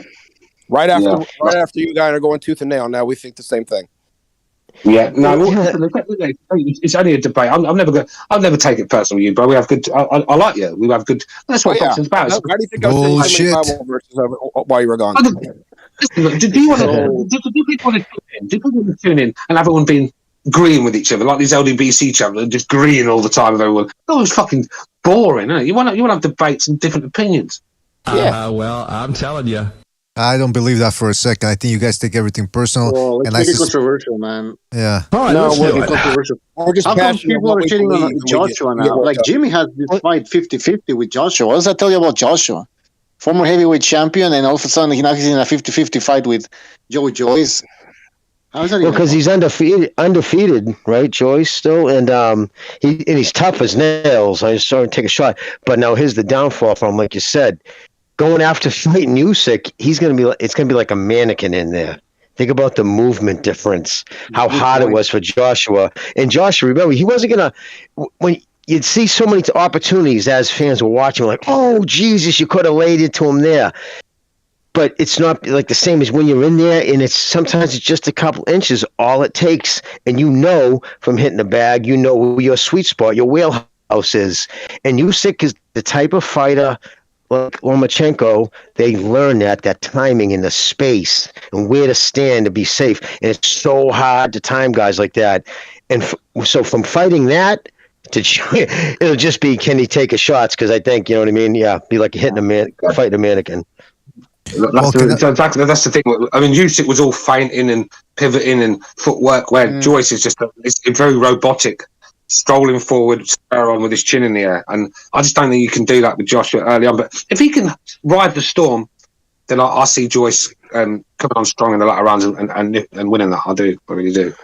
Yeah, can I say something about... Because... Yeah, go ahead. Oh, well, yeah, I just want to say something about the Joey Joyce thing, because I remember before the Dubois fight, I said, you know what I'm going to do? I'm going to pick the underdog, Dubois. And I remember somebody told me, the underdog, he's actually the betting favorite. And I said, yeah, with the bookies, but the people here on this panel and other people that I trust outside of this channel, almost everyone was picking Joyce. And I actually understood the logic, but I said, you know what? I think Dubois is going to be able to hit him clean, because Joyce's defense is not all that great. He's going to hit him clean, and then he's probably going to try to hold his way to a decision when Joyce tries to rally, and he's going to get the decision. And he was landing the cleaner shots early on, but like Stu said, I mean, and Jimmy as well, he just grinds you down, and he with popping that jab. So I understand why people think he could be able to do that for Joshua. Here's the difference. Joshua is better than Dubois at this point in their careers, and he's not averse to clinching, which we hate. But you know he's going to do that just like he did against Luis in the rematch. So he could probably make it to the 12 rounds, probably. But what happens if he can't? What happens if Joyce is too much for him? But let's not forget, like I said, Joyce, he gets hit a lot, and that's not indicative of a long career either. He's already, 35? He's not a spring chicken either, so... or 30-something, I forget. So it would be an intriguing fight, and I'd give Joshua big props for fighting this big, tough, underrated guy. I mean, he's just willing to fight everybody. The one thing you look at when guys are in their 35s, how long was their amateur career when they turned pro? If they had like the 200-fight amateur career and they're 35 years old, even if they only have a handful of pro fights, that's a lot of wear and tear on the body, especially if they were a top amateur. But if, like we all know, Joshua picked up boxing kind of late, so he wasn't fighting people like Vladimir had over 200 amateur fights, or he had well over 100. So he's fighting grown men as a heavyweight since he was 16 years old, and he was able to last a long time because he had a safety-first style. Joyce doesn't quite fight like that, so his pro style, along with a long amateur career at 35, that adds up. That's a great point. Hey, by the way, Joshua says that if he fought Joyce, he would end him in one round. So make of that what you will. Look, I think with amateur boxing, I think they need to bring a rule out where there's a maximum age you can fight at amateurs. Because do you really want to see like 29-year-old men beating up on 17-year-olds? That's the thing about the amateurs. I think there should be an age limit for that. And look, I think that's the Cubans' problems. Lara, Rigondeaux. The time they've actually got into pro boxing, half their tank's gone, so they'll have a good couple of years and then they're done, and that's the problem. I think that's Golovkin. I think that's what's cost Golovkin in the end. I just think all them amateur fights, all them camps at Big Bear. Yep. I haven't seen Golovkin at his best physically for years. I mean, just haven't seen. He looked. I mean, against Kell Brook, he looked dead at the weight. He looked like I thought it was fucking Edward Scissorhands in there, but. He just looked dead at the weight, and That's something you're seeing. I think Steve Kim mentioned it the other night. You're not seeing the best of these guys. You're seeing them at 50, 60% because they're leaving it all in the gym, losing weight. And I think with the amateurs, like I said, 300 fights. I mean, that's a fucking lot of fights. That's what I mean. Yep. Especially when you're at the elite level, the world-class level. Like him, and when some of our guys, and they've got 300 amateur fights, Tank Davis, good example. I don't know of a single international tournament he was in. I'm not saying he didn't do any. I'm saying I don't know of any. When you've got Lomachenko and guys like they're two-time Olympians, only the elites getting to that level. So they may not turn out to be, great world champions at the pro level, but only the elite boxers from each country are going to the Olympics. So you're fighting top of the cream of the crop guys, and when you're doing it like Lomachenko and Triple G, you're doing that several hundred times over, because after a certain amount of time, you're only fighting international competition. Mm-hmm. Absolutely. And listen, these young fighters, I don't criticize them for taking on tomato cans for their first 10 fights. Some of them now, they're being sped up a little bit more. Before it used to be that you were only getting tested by your 17th professional fight. Now guys like Shakur Stevenson, Devin Haney, they're getting tested in their 15th, 16th. And Teofimo Lopez too. I mean, he had 15 fights when he took on Vasil Lomachenko. So they're being pushed forward more and more. But they still need to be fighting these tomato cans to learn the ropes, feel comfortable in there with no headgear, with the little gloves. By the way, before I continue with this conversation, hold that thought real quick. Shout out to Amak PvP for his contribution with the super chat. He says, just showing some love. And shout out to, who just donated? Hold on a second, this thing's going slow here. Paper Tiger. Shout out to Paper Tiger for his contribution. He says, long amateur careers are good because by the time they turn pro, they know what they're doing. Nobody wants to see pros who don't know what they're doing. Yeah, shout out to Paper Tiger, man. That's the point, but I don't really want to see a guy like Joe Joyce. What was he now? 35, 36? I mean, he's wasted his career. I mean, I want to see him get to the amateur to about 25, 26, then hit the pros. I mean, who cares? Who cares after that? I mean, let's be real. How many of you guys watched them 300 fights of Golovkin's? Not. I mean, you probably watched 10 of them at that. I mean, so like, I like amateur boxing, but I've never been a real massive fan of it. I mean, even these guys pressing the fucking button, and that's what Lomachenko's problem when he fought Salido. Sorry, not Salido. Was it Salido? Who's the one he lost to? Salido. Yeah. Of course it was. That was his problem. He went in there with an amateur sort of style, where he thought he was getting points for flicking out the jab and stuff. It don't work like that in boxing. In professional boxing, it's a different sort of game altogether. And I think he realised that very quickly, because I think the next fight he fought someone, then he fought Gary Russell Jr., and I thought he was fantastic, that guy. That's how you fight the pro game. But switching over, can be quite difficult at times. I think that's what the Cubans are so stuck in that point system sort of amateur boxing. When they get into the pros, they sort of stink the joint out because they're not busy enough. Well, not just that. Some of them don't get past being success. They'll get the stamina to go 12 rounds, but they don't have the consistency of variety to be able to go 12 rounds of varying their game over a 12-round period. They're great for 4 rounds, and after that, it's just all right, I've got a 5-6 round lead. Now I'm going to run and hold. Yeah. Occasional jab. That's about it. Not all of them are like that. Hurtado tried to fight his butt off most of the time, but Lara and Rigondeaux, that's been most of their game. They'll get an early lead, and then it's how much can I hold until the end of the fight. Yeah, let's be real about Joe Joyce. I thought Joe Joyce was robbed in the Olympics. He should be a gold medalist right now. Yeah, that's the what I've heard. I haven't seen the fight, but I heard that. And for a long time I'd heard that Joshua didn't deserve that gold medal, and that he had 2 very close fights. But then again, the amateurs, that's why I don't like. I'm with Stu. I'll watch it because I like boxing, and I do watch amateur boxing here in Quebec. But most of the time, I'm only watching it to see who's who and who's probably going to become a pro. It's 3 rounds. Yep. It's very hard to determine who's the best in 3 rounds. I mean, it's a different world, man. And this is so different from back in the day. Not that people watched amateur boxing because it really wasn't even televised, but the Olympics were huge as any fucking heavyweight fight, almost in most scale. It was crazy. Like in '84, oh my God, that team. I mean, people were like you didn't miss it. I mean, you just go through the names who were on that team who all went on to become crazy pros.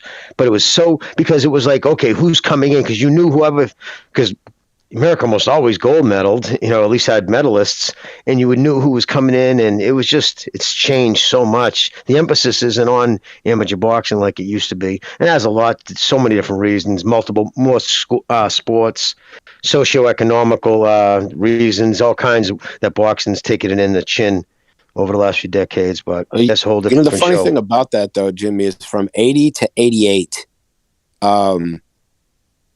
there was never like a well-rounded full, like we didn't participate in 80.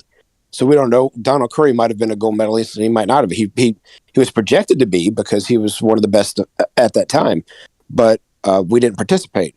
And then in 84 and 88, the Russians and the Cubans didn't participate in 84. Neither participated in 84. I know the Russians didn't participate in 88. I don't remember if the Cubans did or not. Or the Russians did and the Cubans didn't. Now I'm way off on this. But I know that Felix Savon had a few times that he could have won an extra gold medal because Cuba did not participate. So I don't know if it might have been 88. Point being, that was a great team, but would Meldrick Taylor have won if the Russians and Cubans would have been in that Olympics since he was only 17? Yeah, that's a big question, and ultimately, like I said, it's a whole different game. Like, for example, Paper Tiger says, these guys should have 100 amateur fights, not 300, and that's true. I mean, at some point you go, okay, you became the best amateur fighter ever. Like some people say with Lomachenko, Antonio Tarver is one of the rare American cases of a guy who stayed behind and delayed his pro career to get amateur accolades. But what's really I mean, you want to make money, you want a career as a professional, or you just want to say, hey, I won a couple of trophies? I mean, it depends, right? And by the way, shout out to Garza.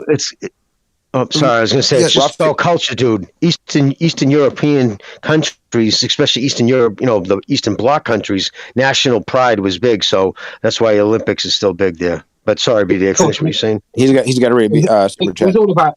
It's all about propaganda with Eastern Europe, especially obviously with the Nazis and the Russians and the Soviet Union at the time. It was called. It was all about being the superior nation sort of thing. And boxing was one of them sports where they wouldn't let their fighters go pro.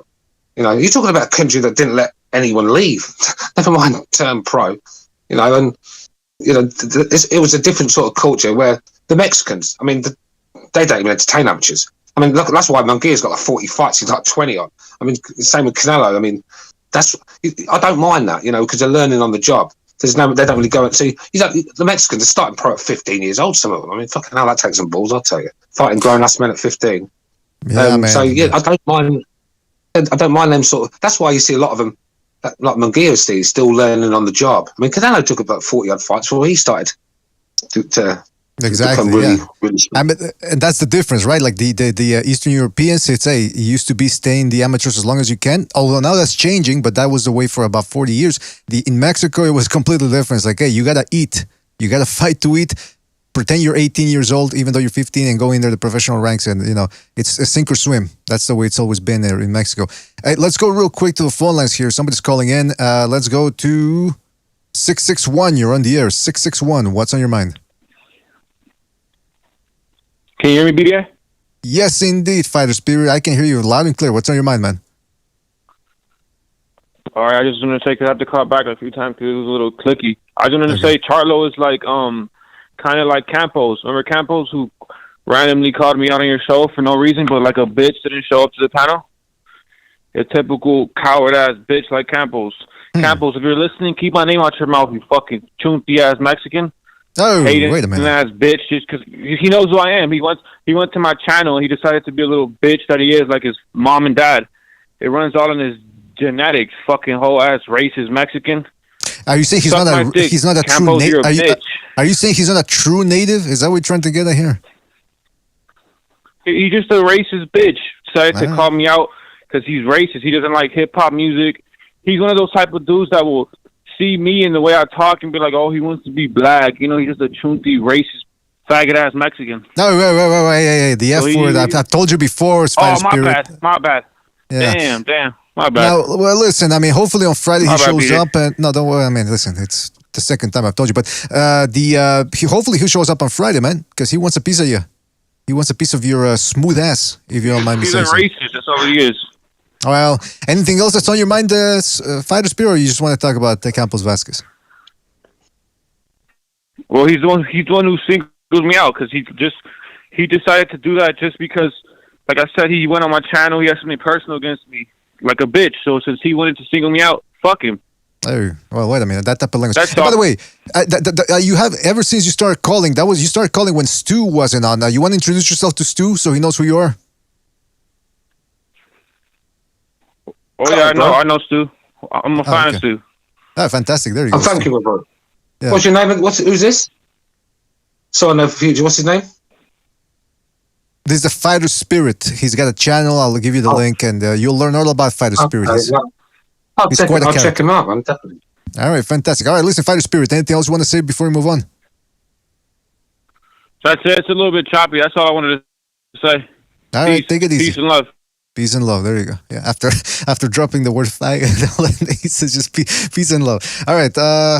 What else was we gonna say here? We were talking about the amateurs. Okay, yeah, the amateurs. So I'm interested in that Joey Joyce thing because let's say Joey Joyce beats Anthony Joshua, which I can see happening. Bucho, I know you're sort of a little surprised that now all of a sudden people are jumping on the Joyce bandwagon, but you got to understand, boxing fans, we got fickle minds, and Anthony Joshua, not for nothing, but he's so 2020. It's all about Joey Joyce now, man. He's the dark horse. He's the people that true hardcore boxing fans see as the boogeyman of the division. And what are you going to do about it, you know? I think people are underestimating Joshua. By the way, you missed a super chat. Rafael Garza, he says, too, who do you think would win in a 15-round boxing fight with 6-ounce gloves between Vladimir Putin and Joe Biden? Winner takes the reign. Putin would mutilate that fucking weirdo Biden. I mean, let's be real. Biden's a little kiddie fiddler. How's he going to beat an alpha male like Putin? Putin's got a tiger in his garden. Biden's got a fucking kitten, isn't he? I mean, that's the difference. Come on, man. This is why I'm not against politics, but this is why why did the West get involved with it all the time? With come on.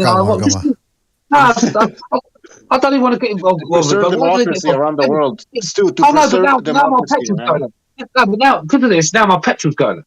My fuel, the gas, whatever you guys call it, it's going up. It's much more expensive. You know, I've got people ringing me up like, "Well, do you think we're going to get in the war?" I said, "What are we going to do against the Russians?" Well, fucking nothing. I know. There's they want nuclear war or something. Some of these people my mate's building like fucking tunnels and shit underneath their fucking house. Hey, by the way, I wanted to bring something up here. This is courtesy of LT, who was on 150 Dream Team's stream. And again, people love to talk about how Lomachenko, he was fighting, good fighters, but he's avoided the best. So somehow, it's always different. He got fast-tracked to a championship title, but he's never fought anybody. So it's two contradicting statements that people like to make. But Devin Haney, he did start young in the game. But check this guy out. I'd never seen this clip, so shout out to LT and 150 Dream Team for putting this out there. This is Devin Haney's second professional fight in Mexico. He's fighting in some sort of like a restaurant that serves wings or whatever and beer. There's televisions all over the place.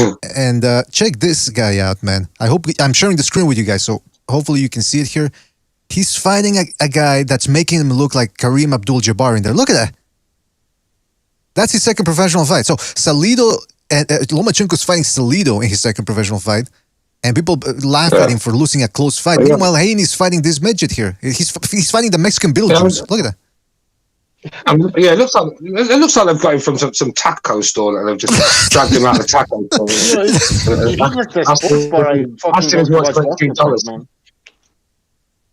It is a sports bar. Look, it's a sobriety checkpoint. You're right. It's a sports bar, man. Holy Who's fighting shit. in a sports bar? Yeah, I mean, Devin Haney. I mean, let's be real. Devin Haney, right? The promotion behind Devin Haney before he went with Eddie Hearn was dreadful. I mean, I've only known about this guy for about a year. I knew nothing about the guy. I saw nothing. I kept hearing he was a talent and that lot, but I did nothing. the promotion was terrible. I don't know if it was with Floyd. Was it with Floyd or someone? I don't know. I mean, if it was with Floyd, well, you know it's going to be terrible because that guy's all about himself. But I just, when you've got a young talent on your hands, you've got to push him and, you know, get him on the screen and, all right, think him up to be better than he really is, or whatever you got to do to. David Haney didn't have the promotion behind him, and I said, shocking. The promotion in America is terrible, really, isn't it? And they just don't get behind their fighters like they should do, and you got to spend a few quid on getting behind it. Oh, Eddie Hearns even said he's lost money on certain fighters. He's lost money on, but it's all about gaining in the long run. Sometimes you've got to take a loss to have a gain, like Anthony Joshua. I think he let Charles Martin take $8 million in that fight, and I think he took about $300,000 or something. That's all he took. But in the long run, he knew he was going to destroy Martin. In the long run, look what he's made. So sometimes you've got to take a loss. You know? Exactly. You know what I think is funny, Stu? You guys, have you, and maybe you guys have heard it, I don't think I've ever heard it. It's people calling for a Devin Haney, Shakur Stevens fight. I don't think I've ever heard people making a stink for that. I mean, they're different weight classes for one. Whoa. That's interesting. Right? Wait, are you saying that? Wait a minute, you're right. You're right. Wait a minute, I see a connection here. I see a pattern. It's always the same way, bro. They never. Yeah, it's just. They never call for that fight, and it's. Hey, Jimmy, sorry to drop your. No, somebody said it. They're on. Mr. BA said they're on different weight classes, but that's true. But I remember people saying, Lomachenko against Shakur. Remember that was a possibility. I know they're in the both ESPN top rank, but still. And Shakur's going to bust out of 130 soon. You know what I mean? Like, that's still a makeable fight, size-wise. But you just never hear anybody. But they have no problem, saying Shakur will smoke Lomachenko. You hear that, but you never hear him talk about fighting. It almost become conditioned. It goes back to my point. In even T-Street Controversy, he was saying it. He was saying it on his stream this morning about the PBC fighters. They just don't. It's just a certain, they go for the Mexicans, and that's it. Yeah, I mean, Lomachenko gets stick off to these certain fans, but this guy fought Gary Russell Jr. He's like his third or fight of it was, and he schooled him, by the way. I mean, fucking amazing talent, Lomachenko. I just wish we'd come in the program a bit earlier. I think we sort of see him at the end of his peak. I think I don't think he's the fighter he used to be. To be fair. Well, Stu, to put in perspective, right? Canelo, right? He's been. Got almost 60 fights now, or if he's at 60, he's fought, which is incredible in today's standards, 19 current or ex-world champions. And Lomachenko has fought 11 of them in 19 fights. But you know what? It's not. You know what I mean? Like, Jimmy, that's an excellent point, but people love to go by the numbers. It's not enough to just show them the numbers. It's Lomachenko. It's the way he's beating these guys. He's doing it clean. He's not running around and clinching. He's staying right in front of them, moving when he has to, and trying to knock him out. In fact, he has stopped a lot of guys that haven't been stopped before. So Nicholas Walters. I kept hearing from these guys, the axe man, the Bingy man, the killer, Nicholas Walters. Lomachenko fucking made the guy quit on his storm. We've never seen him since. Where is he? He's hiding in the hills in Jamaica somewhere. Not been seen that since. Kid could crack. That kid could hit too for 126. Yeah, that kid could bang. Oh, yeah, probably. Danae will tell you that. I mean, let's be real. The guy could hit, and they were saying he's going to he's going to knock Lomachenko into next week. And Lomachenko played with that guy. Then you've got even Rigondeaux. Rigondeaux. I mean, the Martinez he's half decent, but you got Rigondeaux was just a one-sided beatdown. I mean, it was a terrible performance from Rigondeaux. It really was. I mean, he was shocking, weren't he? And then this is the guy that was going to. This is the guy they were calling pound for pound number one, and this is the guy that what do they call him? The jawbreaker or something. He breaks jaws. Well, he didn't break football that night. He broke his heart. That's about it. And they call for it too. And they call for it. Yeah. Even Sosa was a tough guy to beat. He's fought some real top guys. Gary Russell Jr. was the fastest hands in boxing. They told me. Did he land a punch that night? And then he's fought. I mean, Salido. What did you fight like Salido in your first fight? Hey, but by the way, you know what? That's the other thing. I remember back then. Yeah, but I remember I was just starting to get into the YouTube thing, And I remember that people saying on YouTube, "Oh, he's avoiding Rigondeaux," and then when he beat him, well, he was too small. Well, Donaire was bigger than Rigondeaux. Rigondeaux had no trouble unboxing him. So, but by the way, I want to say something real quick here. Shout out to Paper Tiger who says via the super chat, "Can we get Shakur versus Loma before Loma's in his 40s?" Shout out to Paper Tiger for his contribution. I gotta tell you, apparently they had the face-off here between Shakur Stevenson and Valdez. That fight's coming up, and apparently somebody posted on the Discord. I haven't seen the video, but apparently Shakur Stevenson said that he could beat Canelo Alvarez. Now, never mind that Canelo's essentially a light heavyweight at this point, and that Shakur Stevenson, okay, he's big. He probably walks around as a welterweight, Shakur Stevenson. But to even talk about this, is lunacy. Guys, I remember when Errol Spence was looking invincible at 147, and we had people jumping around here saying he could beat Canelo. It's easy to say that when your fighter is beating guys and that are subpar, and he's looking invincible, and then he fights the best, and whoops, all of a sudden the best in his division are giving him tough fights. So, this is just, it's even crazy to just talk about what Shakur said. It's lunacy. What Shakur talked about fighting Canelo? He says he could beat Canelo. Now again, I didn't see the video, but that's the title.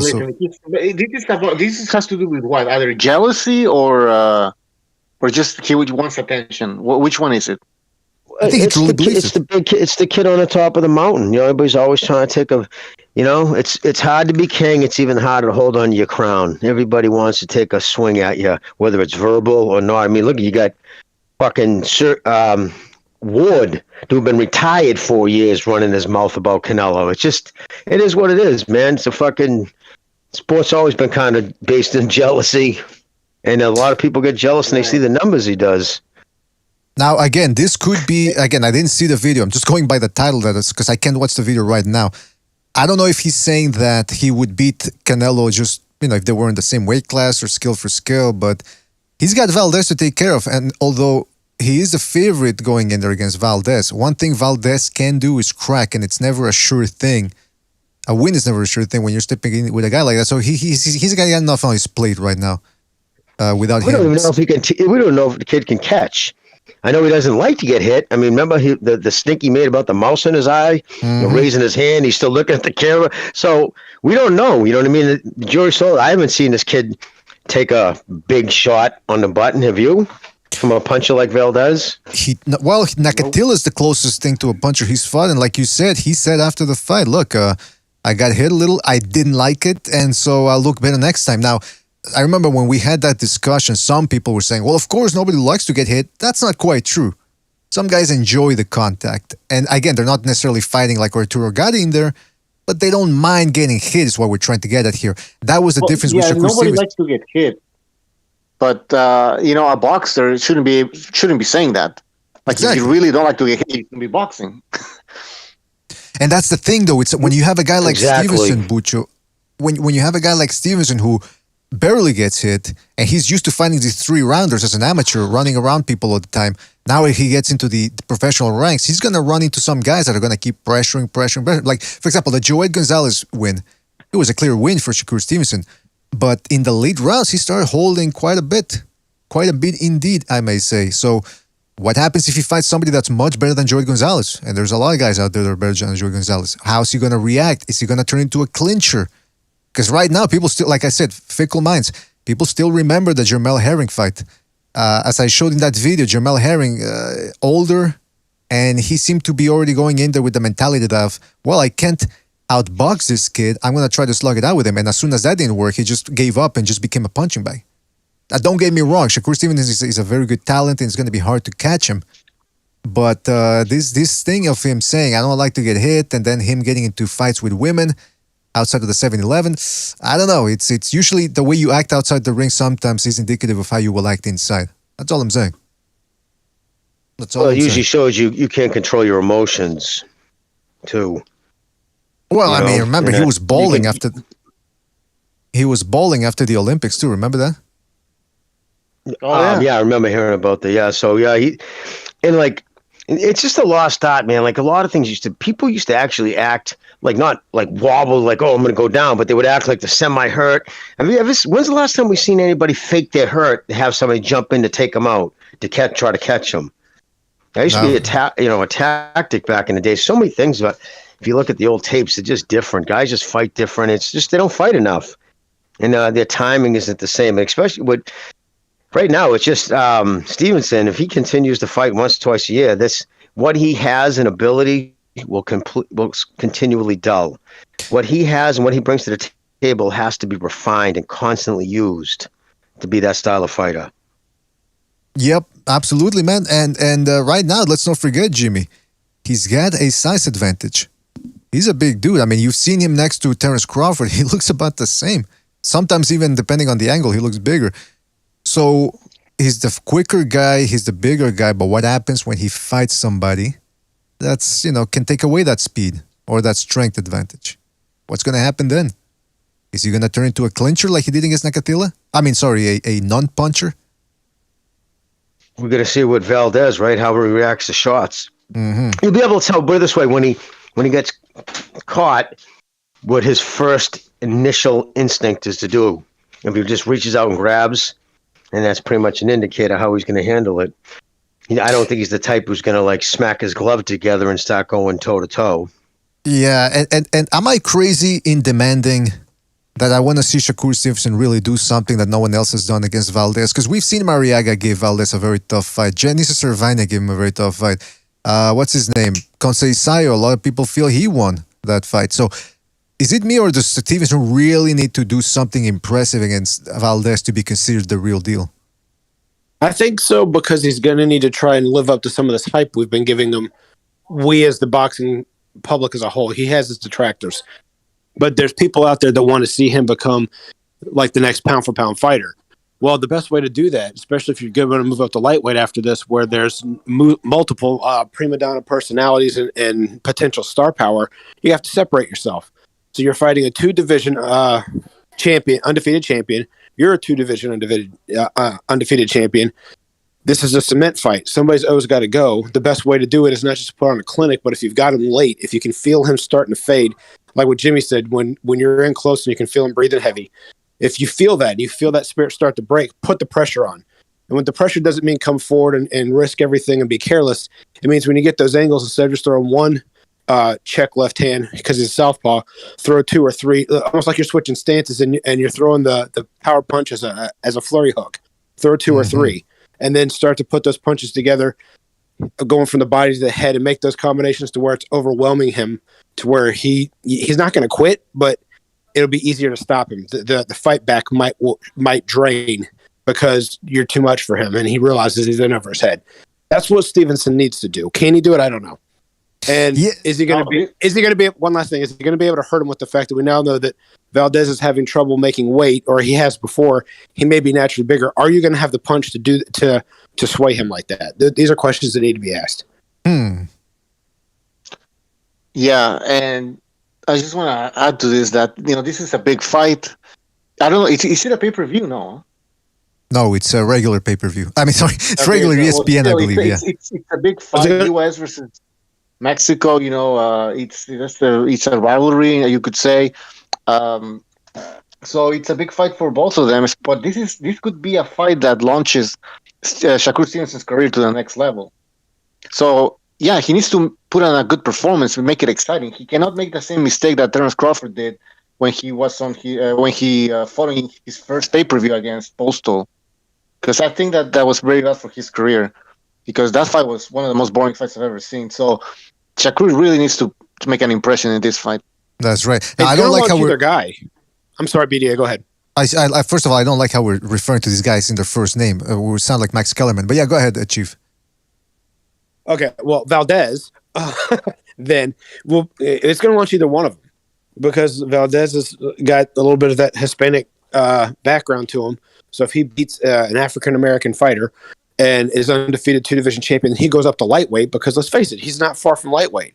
If he's struggling to make 130 and the signs are there that he is, then, and he beats Shakur Stevenson, which I don't think he will, but if he does, then that's going to launch him too, because now he's won belts in two divisions. He's going to a third. He just beat a top Olympian, and people love to say when at the end of someone's career, oh, but they were Olympian. Whether that matters anything to the pros, or not doesn't matter. They like to pad that on the record and put that on like a cherry on top. So if he wins this, when he defeats a silver medalist Olympian and a 2-division champion who's undefeated at the time, and he goes up to the lightweight division, and just like I said on the other side for Stevenson, right? It's going to launch him up there because he's beating a proven champion at 2 different divisions with with a glossy undefeated record, over 20 plus wins, undefeated, 2 belts, 2 divisions. Whoever wins this fight is going to be launched into being arguably the next shot after whatever Kambosos does for his first title defense. See, fucking Chief always sees the big picture, man. I love it. I want to talk a little bit more about that, but let's go to a phone call here because apparently some people are saying that the phone lines are a little bit iffy, so I want to make sure that nobody drops out. All right, so let's go to... Oh, what the fuck? Did I hang up? Sorry about that. I hung up. My goodness gracious. I'm sorry. I accidentally hung up on you, caller. Call back, man. 773. I think Mr. BDA, I just want to say real quick. Listen, just because we hear a lot of it that you asked actually the question, who do you think would win Bivol against Charlo? I think you asked earlier, but I know a lot of people say, well, he's ducking, Charlo to go fight Bivol. Just to show you, that's just a loud minority. Mike Montero put out a tweet. It was in one of the ones you could vote on, and he put that to the test, right? If Jermall fought Dimitri, who do you have this spring? Who wins and how? And 6% have Charlo by stoppage, and 7% Charlo by points, and then it goes Bivol by stoppage, 49%, and Bivol by points, 39%, and that's over 4,000 people voting. So I mean, that's you know what I mean. So that's a pretty good sample size because boxing's not a huge sport. So that's it goes to show you it's just a small percentage of people know that's not a cherry pick. This is by far his hardest fight. Of course, this kid Bivol could definitely beat him. If you're a channel that relies on sensationalism and race talk, well, then of course you're gonna get people that know what they're talking about. But look at this. Yeah, I'm putting it here on the screen. Like you said, 49% have Bivol winning by stoppage, 39% by points. I actually think the points one is obviously the safest one, but just goes to show you that people that know what they're talking about know what they're talking about, and it's not the other. And people. And you remember the other day you brought up how those other channels who claim to be the new media didn't cover Chocolatito either before and after. It was funny. You're the first one to talk about it. I've now seen 2 or 3 different videos, guys talking about that. Oh, really? Oh, that's interesting. Oh, yeah. Yeah, because it was curious. Street Controversy talked about it. Yeah, they say, like, what's going on? But they said, but when Fulton, because their thing was not little guys, but when Fulton's down there, so again, and he just called him out on. You know who's kind of funny? He was calling him out on it. Now I just got to say is 70. Oh my God, Fred Hawthorne from Ring IQ. Yeah, well, no, he's good. I like Ring. I watch Ring guy stuff when I get every time I get a chance. Good stuff. But barbershop conversations. Oh, okay. Because he got blacklisted. The PBC basically blacklisted him, so he doesn't even get credentials to go in any more of these fights. Remember this? So I'll ride and die for Al Heyman. He's going the 180% the other way, man. Degrees the other way. Now he's like talking about, oh, dude, it's just bad. He just goes after the PBC and the bullshit pay-per-views and just saying a lot of things. It's just kind of funny. You should check it out. He's people are talking about it, how he's just gone the other way, but it took him to get barred from all the PBC events. Yeah. I mean, it's you see somebody's true character when they're up against the wall. And I was mentioning Ring IQ because he was going after Ego in one of his latest videos. So he was breaking down the hypocrisy of all these LDBC fellas. And I want to get back to something that's a little bit on the cusp of boxing. But before we do that, sorry to the caller that I hung up on. Let's go to 773. 773, you're on the air. 773, what's on your mind? Ooh. Never made it as a wise man. Oh, it's K-Dog. Never made it go away to how y'all boys doing? Good, K-Dog. What's on your mind, man? I got to give a shout out to Lomachenko. Give a shout out to Usyk out there fighting the wars, real life shit. But we bullshit. They're out there in the front lines, real life shit. What do you think about that? Right there with you, man. I got problems with Klitschko, though. What do you say about Bivol? He don't deserve to fight. Klitschko crossed the line, and this isn't the first time he crossed the line. He said he called Tyson Fury a Hitler or something, or Nazi something. Klitschko you're crossing the line with that. You see what he said about Bivol? Yeah, he said no Russians. We got to keep the Russians away from boxing for the time being.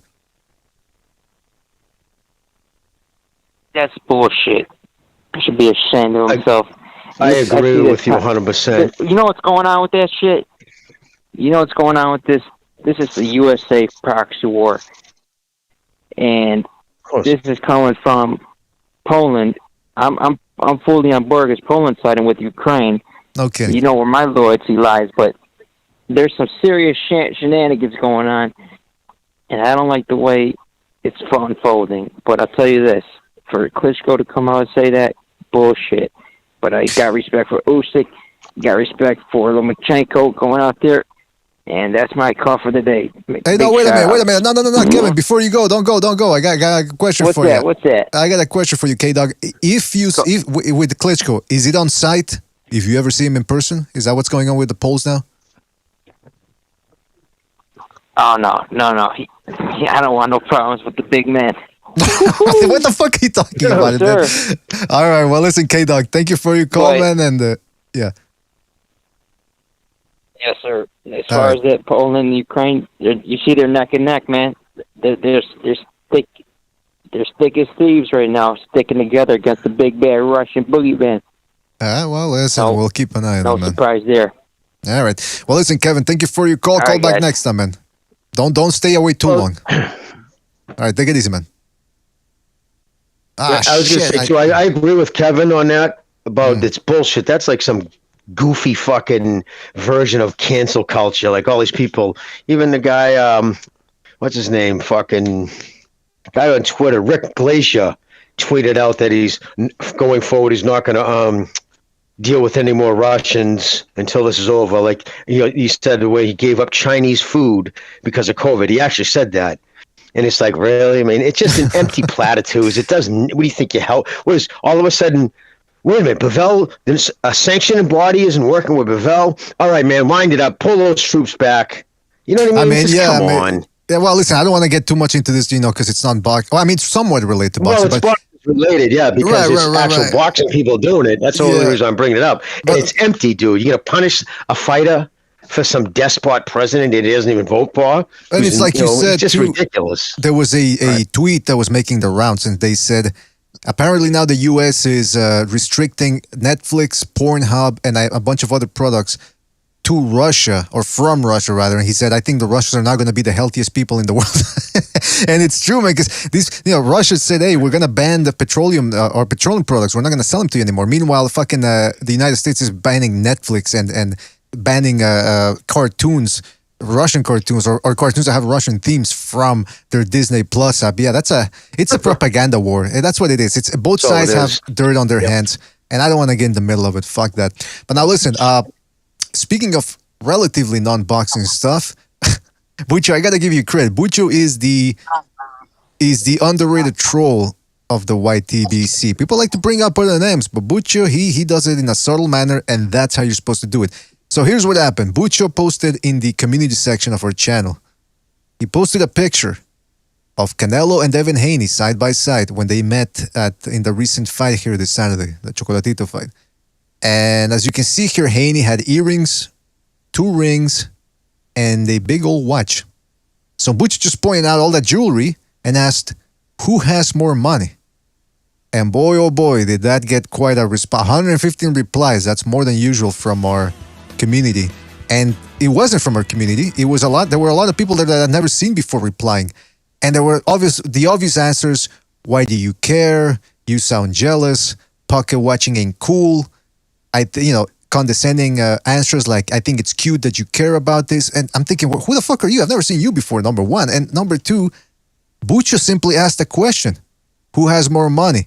He didn't make fun of Devin Haney. All right, Bucho, you tell it to me, man, because you're the one that did it. I mean, what was the intent behind this post? And what do you think about the reaction to it? I saw somebody posted that same picture on Twitter, but they were asking, the comment in that Twitter was like, they both look the same, like they would be fighting in the same weight division because they're the same height almost, right? Mm-hmm. But then I noticed that, you know how some African Americans like to dress, with the bling bling and all that. Sure. So I just noticed that, because to me, I mean, in my opinion, you know, when you have so many neck chains like that, you look like Mr. T, right? So no, it's so I was like, oh shit, you know, it just, I noticed it, and then I looked at Canelo. He's not wearing any of that, so I was like, oh wait a minute, they're both like rich boxers, but one's richer than the other, and I don't know, I just thought it was a funny question to ask. That's pretty much it. Can I say that the reaction, though, is emblematic of how, if people already have an image of you, or the image of the world they live in, they'll just project that onto you, because nobody was making fun of Devin Haney. I'll give you an example. There was a guy there, the political commentator on Twitter, Mike Cernovich. Years ago, he posted a picture of a fat woman who was the leader of one of those body positivity movements or something. Or I actually think she had a position in the government. Anyway, he just said, he posted a picture of the fat woman and posted a caption that said, "This woman is the head of the blah, blah, blah organization." And people started going after him. Why do you mean by that? Why are you making fun of her? And the guy afterwards, he said, this was an experiment to show you that if people think that I'm a bad guy, all I got to do is put a picture making a statement, a factual statement that this person is the leader of this organization, and they'll interpret it however they want. And it was the same thing here, Bucha. These people are the ones that care about money. So when you put this picture here, pointing out the fact that just because you have bling bling doesn't mean you're rich or richer, they lost their shit. Because that's what they seem to value most in life. That's my assumption. I'm assuming here. I'm not. It's the same people who go on about Floyd's money. You know what I mean? Let's be honest. You hear that's all they ever bring up. But go, Chief. Jimmy, you're right. Okay, go ahead, Chief. Yeah. Oh, I was just going to say that if the arguments were to be brought up of a purse bid between Haney and somebody else, well, he's the A side. He makes more money, but then you bring it up like this, and it's like what we're all saying. The mentality, regardless of ethnicity, is going to be the bandwagon hopping of, you're just a hater because of this, this, this, and this. We like this guy because he's projecting wealth, success, and everything else. It's the yeah. Go ahead. And that's I'm pretty much quickly because also I remember when I would debate Floyd fans and I would say something negative about Floyd, they would reply by saying, "Or you're just jealous because he's rich, or you just hate rich black people," stuff like that. So come on. And sorry, I thought that was Chief when I just said Chief go. I guess that was you, Bucho. Sorry about that. He and I were about to talk at the same time, and no, it was Chief. Okay. So it was both of us. So, but at least I thought, all right, man. That doesn't matter. Doesn't matter. We both got our points out. Well, yeah, you guys made excellent points about that. I mean, look. Listen, if he wants to buy jewelry, that's on him. I'm not going to sit here and judge people, because at the end of the day, how you earn your money and how you want to spend it is your own business. Some people might enjoy having jewelry. I look at it from a different perspective. I wouldn't buy jewelry. I would put in more worthwhile investments or things that are more worthwhile from in terms of hobbies and productivity. But again, that's him. If that's what makes him happy, who am I to judge? But it did show you, based on these comments in this post, that there are people that value that money lifestyle, and they do. The first thing they do when they get money is buy something that will show off that wealth: a car, jewelry, clothes, and they like to flaunt it. Some people say that's an attack on their culture or something like that. Oh, come on. Yeah. Well, I think he's right, and but I mean, it's not like no famous athlete or famous persona. Period. We're famous, and pick your area of entertainment. Who's successful, which means they are rich. They'll do things like that. And when I say they, I mean anyone. Canelo has bought one of the fastest sports cars in the world right after the Triple G fight. Mm-hmm. So, for the richest deserve the spoils. If you've earned that money, it's your right to spend it however you want to, in my opinion, regardless of where you live in the world. That is yours to do as you want to. So, I don't hold it against anyone that they do these things. But if you're trying to use that to flaunt your self-worth, then to me that screams insecurity. And everyone thinks how confident Floyd is. He constantly goes to, well, look how much money I've made. Has this person made as much money as I have? Have they fought as many world champions as I have? Have they done this? Have they done this? And when you're belittling someone else to project your own self-worth, especially if it comes to money, which is here today and gone tomorrow, if you don't invest it right, that just shows me the huge amount of insecurity you have towards yourself with your character versus your bank account. And I can say being around for so long, man, I've seen it so many times in boxing. Like you just seen it with Giovanni Davis, man. Kid goes out and drops $500,000 on ice. You know what I mean? You know, he gets a grill, he's got the watches, and then he bounced a fucking $250,000 check to the guy, and they're chasing him now, taking him to court for it. Now, if your personal worth on Forbes or whatever is 1.5, you're paying so you're spending like liquid almost half your life savings. And the reason why it becomes frustrating and say whatever, I'm not shitting if that's what they want to fucking do, but I'm telling you right now, what always happens, the same dude doing that, in 5-10 years, they'll be being taken to court because they can't make child support. So just remember when you see the pictures of them with the fucking $100,000 grill in their mouth. And you know what, man? People like to talk about in the Bible how they always say, oh, the Bible promotes poverty. The meek shall inherit the earth. Well, may I also remind them of Psalm 72:16. May there be abundance of grain in the land. On the tops of the mountains may it wave. May it be fruit be like Lebanon. And may people blossom in the cities like the grass of the field. That right there, my friends, means if you want it, ye shall have it, as long as ye have faith. What else was I going to say here? So that's the whole thing. And I wanted to end this. What's that? It's a phone call. Oh, there's a phone call. Hold on a second. Yeah. We got abundance right here as well. Abundance of phone calls. 661, you're in the air. 661, what's on your mind? Yeah, I just wanted to clarify.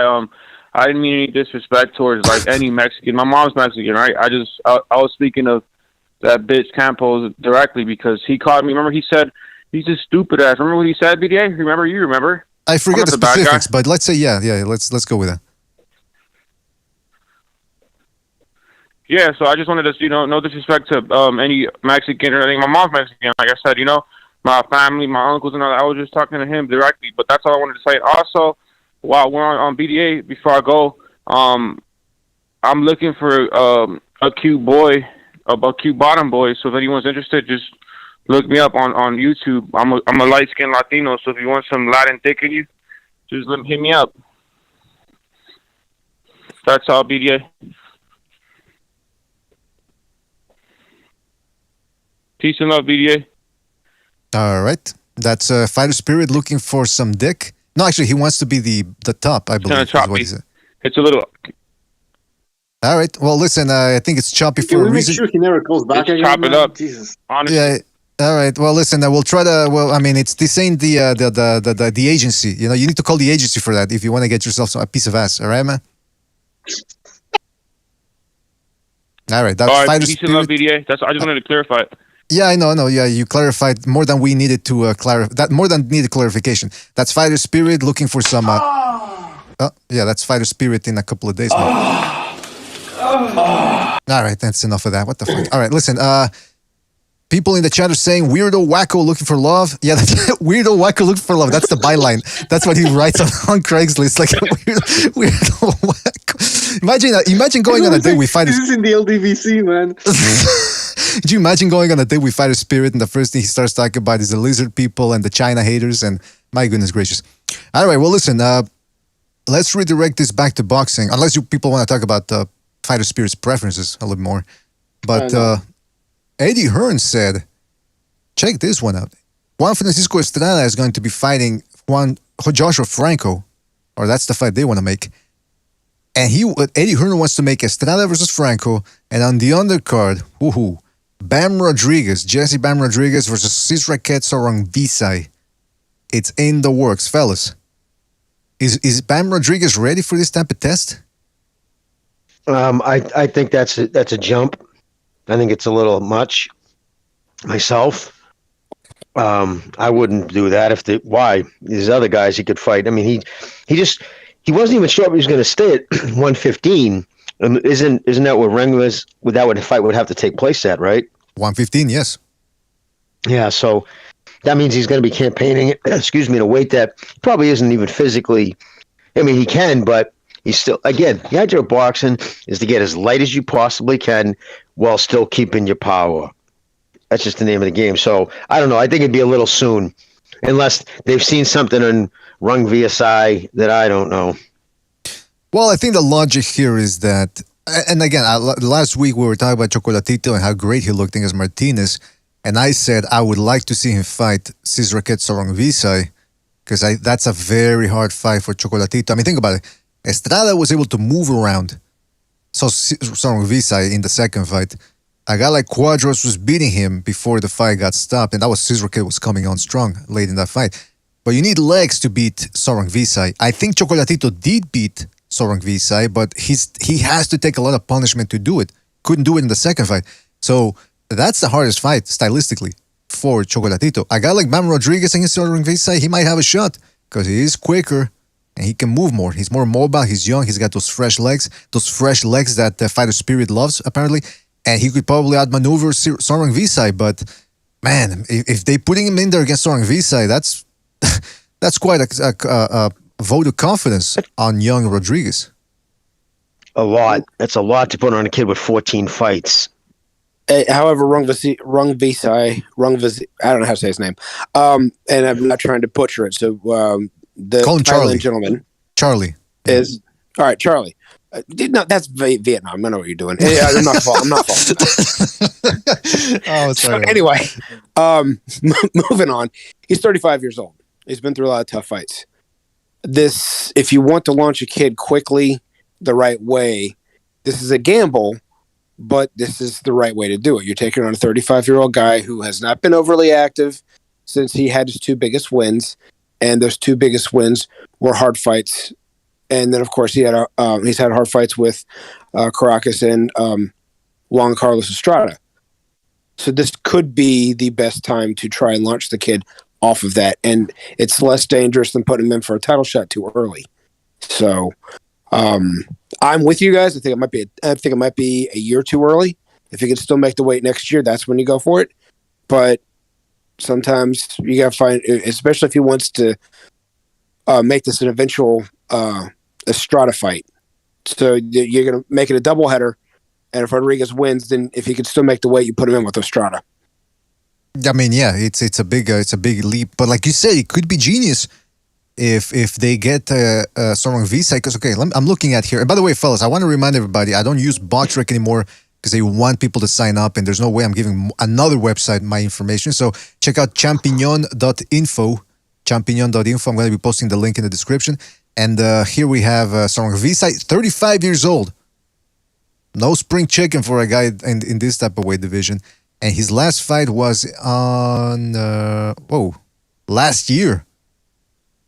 March 13th, so it's been a year since he last fought, and the guy he fought wasn't exactly 90 seconds. Sorry about that. The last guy he fought wasn't exactly the most illustrious fighter in the world. So, yeah, man, it could be. Listen, Chief, like you say, could be genius. Put him in there. He's also got 6 fights. Yeah, and I think he's still hard. I don't know if he got over the fact that his girl left him. I think that was the narrative going about 2.5 years ago. So. Broken heart, once it mends, it does get stronger, but he's getting older. So, I mean, I don't know. It could be a genius move, man. Estrada, I wanted to ask you something because I listen to other podcasts as well, and I read the comment section in other publications and all that. There's a lot of people that are saying that Estrada's afraid of Chocolatito, and I always think that I don't think fighters are afraid, but it is interesting that he pulled out once. Well, they pulled him out once because of the COVID, and then the second time he himself said, I'm not ready. I still haven't recovered from it. What do you guys think? Is Estrada a little bit apprehensive of fighting Chocolatito a third time? Well, if he's honest with himself, he knows he lost that second fight, which sucks because that's another blemish on Chocolatito's record. But yeah, I thought Estrada lost that fight. Maybe he knows he lost that fight. I would assume he does. Maybe he doesn't feel like. And again, they know how they feel. Think about it. Maybe just say, what happens if he went into that second fight feeling like he had the best camp ever? Like he never felt so good, right? And then goes and fights and then loses. And then he's having this coming off COVID. His legs don't feel the same. And he's saying, Christ, I was at my pinnacle physically and I lost. I got lucky. So that could play on his head. I'm just saying that's just an option. That's a great point, man. That's an excellent point about the psychology of fighters. And you know what? I hate the fact, because I was on board the Estrada train for a while, and I thought Gonzalez won that second fight, but I hate how some people are turning on Estrada as if he's the one that told the judges, to score the fight his way. Look, he went in there, he fought the best fight he could. He threw plenty of combos. Early on, it looked like he was going to be beating Gonzalez before Gonzalez got going. I mean, Estrada is still at worst the number 2 guy in the division. I have a hard time seeing many of the top 10 guys beating him. What do you guys think about this old, phenomenon that happens that when a guy gets robbed, boxing fans tend to blame the opponent as if he's the one that wrote the scorecards? Oh yeah, a lot of people stateside hated Chavez after the Whitaker fight, and he had nothing to do with how that fight was decided. A lot of people started hating De La Hoya for the same Whitaker crying again, thinking, "Oh, it was fixed. It's a robbery." He's not the judge. He's the guy. He's your opponent. He had nothing to do with the way the judges did the scorecards. Even if there was corrupt stuff on the outside, you got to, for innocent till proven guilty. Prove the fact that the guy that actually got the gift had anything to do with the outcome of the fight. Prove the fact that they actually stacked the deck in their favor on the outside. Mm-hmm. For some reason, some fighters get that, and I don't know why. Well, my thing is, it's how the fighter who got the robbery decision behaves, the shit they say.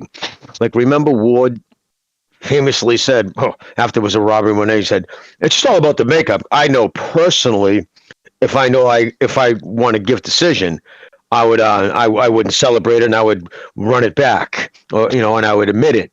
Right? And then he goes and absolutely lost that first fight to Kovalev. And the first thing he started doing was, bullshit, I won that fight. So, and then a couple of stuff he said after. So, yeah, depends on how you are. If you say, like, honestly, yeah, listen, I don't know, I'm not a judge.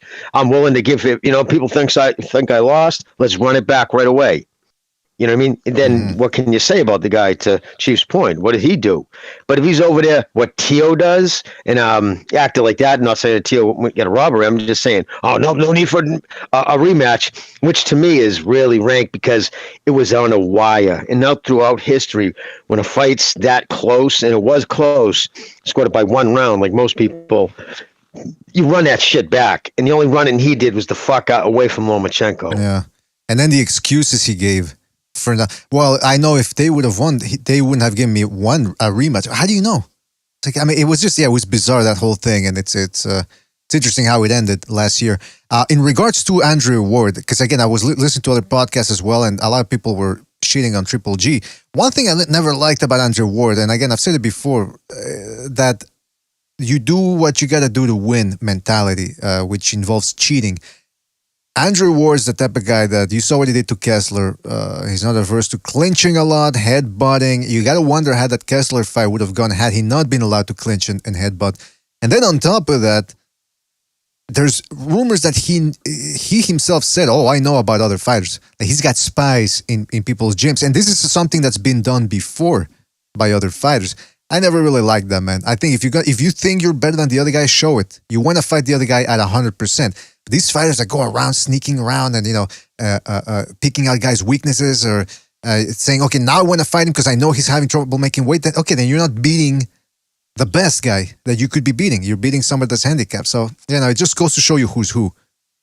And the way he came out in that second Kovalev fight, that told you right there that he was given inside information. The way he went at Kovalev's body right off the rip, he was told so.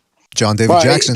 Told or not, he tried it. It worked. I'm not going to fault him for that. It's the fact that those shots that were quote unquote borderline belt line shots that looked clearly low to me from where I was sitting, and then you're a gold not just an Olympian. You're a gold medalist Olympian, and he wasn't pulling your head down like Vargas was to Trinidad when or like Judah was to Cotto when those low blows happened. You were legitimately backing a guy up and throwing these quote unquote body shots, and they were landing that close to the nuts. And I didn't do that, or I didn't know. You can't tell me he doesn't know what a low blow is with that much experience. Exactly. And that whole thing was a clown world when it ended, and he's smiling, and Max Kellerman's pretending like nothing happened. He's like, "You just beat a monster." I was like, "Oh my goodness gracious!" That was the end of HBO right there, man. But and I just want to say too about Ward. That pay. I mean, what you just said about him, the clinching, only fighting if he had every possible fucking advantage from ring, location, ref, it all come back to haunt him if you think about it. You get what you get it back because he wasn't never big. I mean, Triple G was a kid who couldn't even speak English, a middleweight. HBO gave him the slot, and when he was out, Ward was fucking around. His pay-per-view was horrendous with Kovalev, and then they had the rematch, and I think the rematch did even worse. So, you know what I mean? He didn't have any fan base for himself, and I think that's a lot of the things that drives him bitter. So when he sees Canelo doing over $1 million in a pay-per-view, when he couldn't even do fucking 200,000, or if he was lucky 200,000, and he couldn't sell tickets, just everything, viewers. So, and he just unified the division he campaigned in. So that's driving his bitterness, in my opinion. People if he really would have. I'm sorry. Go ahead, BDA. I'm sorry. Well, you go ahead because I want to go in a bit of a. It's going to take a while for what I got to say, but go ahead. Okay, so if he really would have gone in there and destroyed the Super Six and whitewashed everybody with zero controversy, that'd be one thing. And it's not just the fact that I thought Kessler was going to win that tournament. Those of us that really know boxing saw that. You can't, just like I said about you can't tell me he doesn't know what a low blow is. You can't tell me when you're measuring with the straight left and you go in without looking like you're going to load up with the right hand. You never launch the right hand. Your head is down and you land your head right in the middle of his face. You can't tell me a boxer with that much of a pedigree doesn't know what he's doing when he does that. I can see a rookie doing that by accident because they don't have their muscle memory isn't there. They don't know how to react when another punch is coming at them. They close their eyes, they turn their head, they do these weird things because they're not as experienced. This guy's a gold medalist and a world champion. And you're telling me when he measures and jumps in and doesn't throw a punch and they collide heads, he doesn't know what he's doing? And you know what, Chief? You can hear it when he does the commentating, and he talks about how, well, this when a fighter's not doing well, he goes, these fighters should start using veteran tactics. What does that mean? Start being dirty because you can't beat the guy on the level. And that's the other thing is people in the chat are saying, well, boxing espionage, and in the NFL they also steal playbooks. I'm not saying that this is what the guy in the chat saying, but I've heard that from other people that when they say that, but then they follow it up with, so it's part of the game. Well, okay, yeah, it's part of the game, just like low blows are part of the game and headbutts doesn't make them right. Here's the thing: if people out there want to claim that their guy is the best or better than fighter B, but then if fighter A is cheating, then that muddies the whole thing. That muddies the waters. You can't say fighter A is really the best because without the cheating, who knows what could have happened. So that's my thing with this. I mean, I got to tell you, I really like Sugar Ray Leonard. The guy's a legend, but I lost a little respect when I was reading his autobiography a couple of weeks ago. And he said, going up to the Marvin Hagler fight, he sent a spy into Hagler's gym, complete with a fake beard, disguise, and everything. Like it was a spy movie. And I'm thinking, man, I mean, it's like, I know it was dire circumstances coming back from a long layoff fighting the invincible Marvin Hagler, but still, I mean, did you really beat the guy on the level? I mean, were you really the best if you had to resort to those type of tactics? I don't know. Food for thought. Plus running away. I thought he was on his. You don't take the champion's belt by going backwards. That's just my opinion. And I know they used to score it that way. You're a little biased because we all know you're a big. No, I am. That's why I don't usually even talk about it when you mention it. That's really one of the first times I usually ignore it when everybody talks about that. But yeah, of course, I'm super biased. I hated Leonard after that fight. Now I was like, I wanted to stay in the hotel and fucking light it on fire. No, I'm just. I was furious, man. I was furious. I was furious. My boy got fucking robbed. I mean, yeah. And you know what? Like, even if he got knocked out, I would have said he got robbed. He should pull the Julio Cesar Chavez Jr. thing where he goes, he quits, and then he goes, I thought I won the fight. No, but he didn't really mean that. All right, well, listen, fellas, we've been on for about 2.5 hours. I think it's about time to call it a day. We do have to do that pound for pound show, but it's just that so many things came up 2 days ago, so we had to focus on that. But we do have to do a pound for pound show. We will be back on Friday for the and the top five and the top 5 show. What's that? The top 5? What? The list. Top 5 fighter. Oh yeah, the top 5. But yeah, that's gonna take a while, man. That's a top 5 of all time, right? Right. That's several different shows, BD. I just wanted to mention the fact that we've been working behind the scenes on something all together. And BDA's been listening to me on some of my stuff that I've been working on. He's entertained an idea that I have. Absolutely. But he's entertaining it, and I'm leaving it at that. It's an ambitious project. Let's just put it that way. I got something. And I got something in the works too. I'm going to talk to Mr. BDA about after we get off to our show related. So, well. Quite interesting indeed. You guys have piqued my All right, so curiosity. meeting right after the show, gentlemen. Meeting right after the show. All right. Yeah. And what else was I going to say? Yeah. Friday, it's going to be the open line show. So it's going to be crazy. If you guys enjoy craziness and hijinks, this is the show for you. Don't forget to hit the like. It really helps us out. Check out that Oscar Valdez Stevenson preview with it. Go ahead, Jimmy. Yes, what? good video. I was going to say excellent video too with that, but I just want let's get it out of the way now. Chibi, when are you going to pay my boy? Oh, so he doesn't have to bring it up. I'm just joking, but you know what I'm saying. On Fridays, I always wait for that. We're gonna get that for sure, man. With the LT. What else was I going to say? Don't forget to hit the like. Check us out on Spreaker, iTunes, Spotify. Don't forget to subscribe if you haven't subscribed already. Shout out to everybody that donated with the super chat. Shout out to all the panelists. I'm talking about Bucho, Stu, Jimmy, Boxing Chief. Gonzalo was trying to join. He said he was having trouble. I don't know what happened. Trouble with the internet, but shout out to Gonzalo. Hope you're doing well out there, man.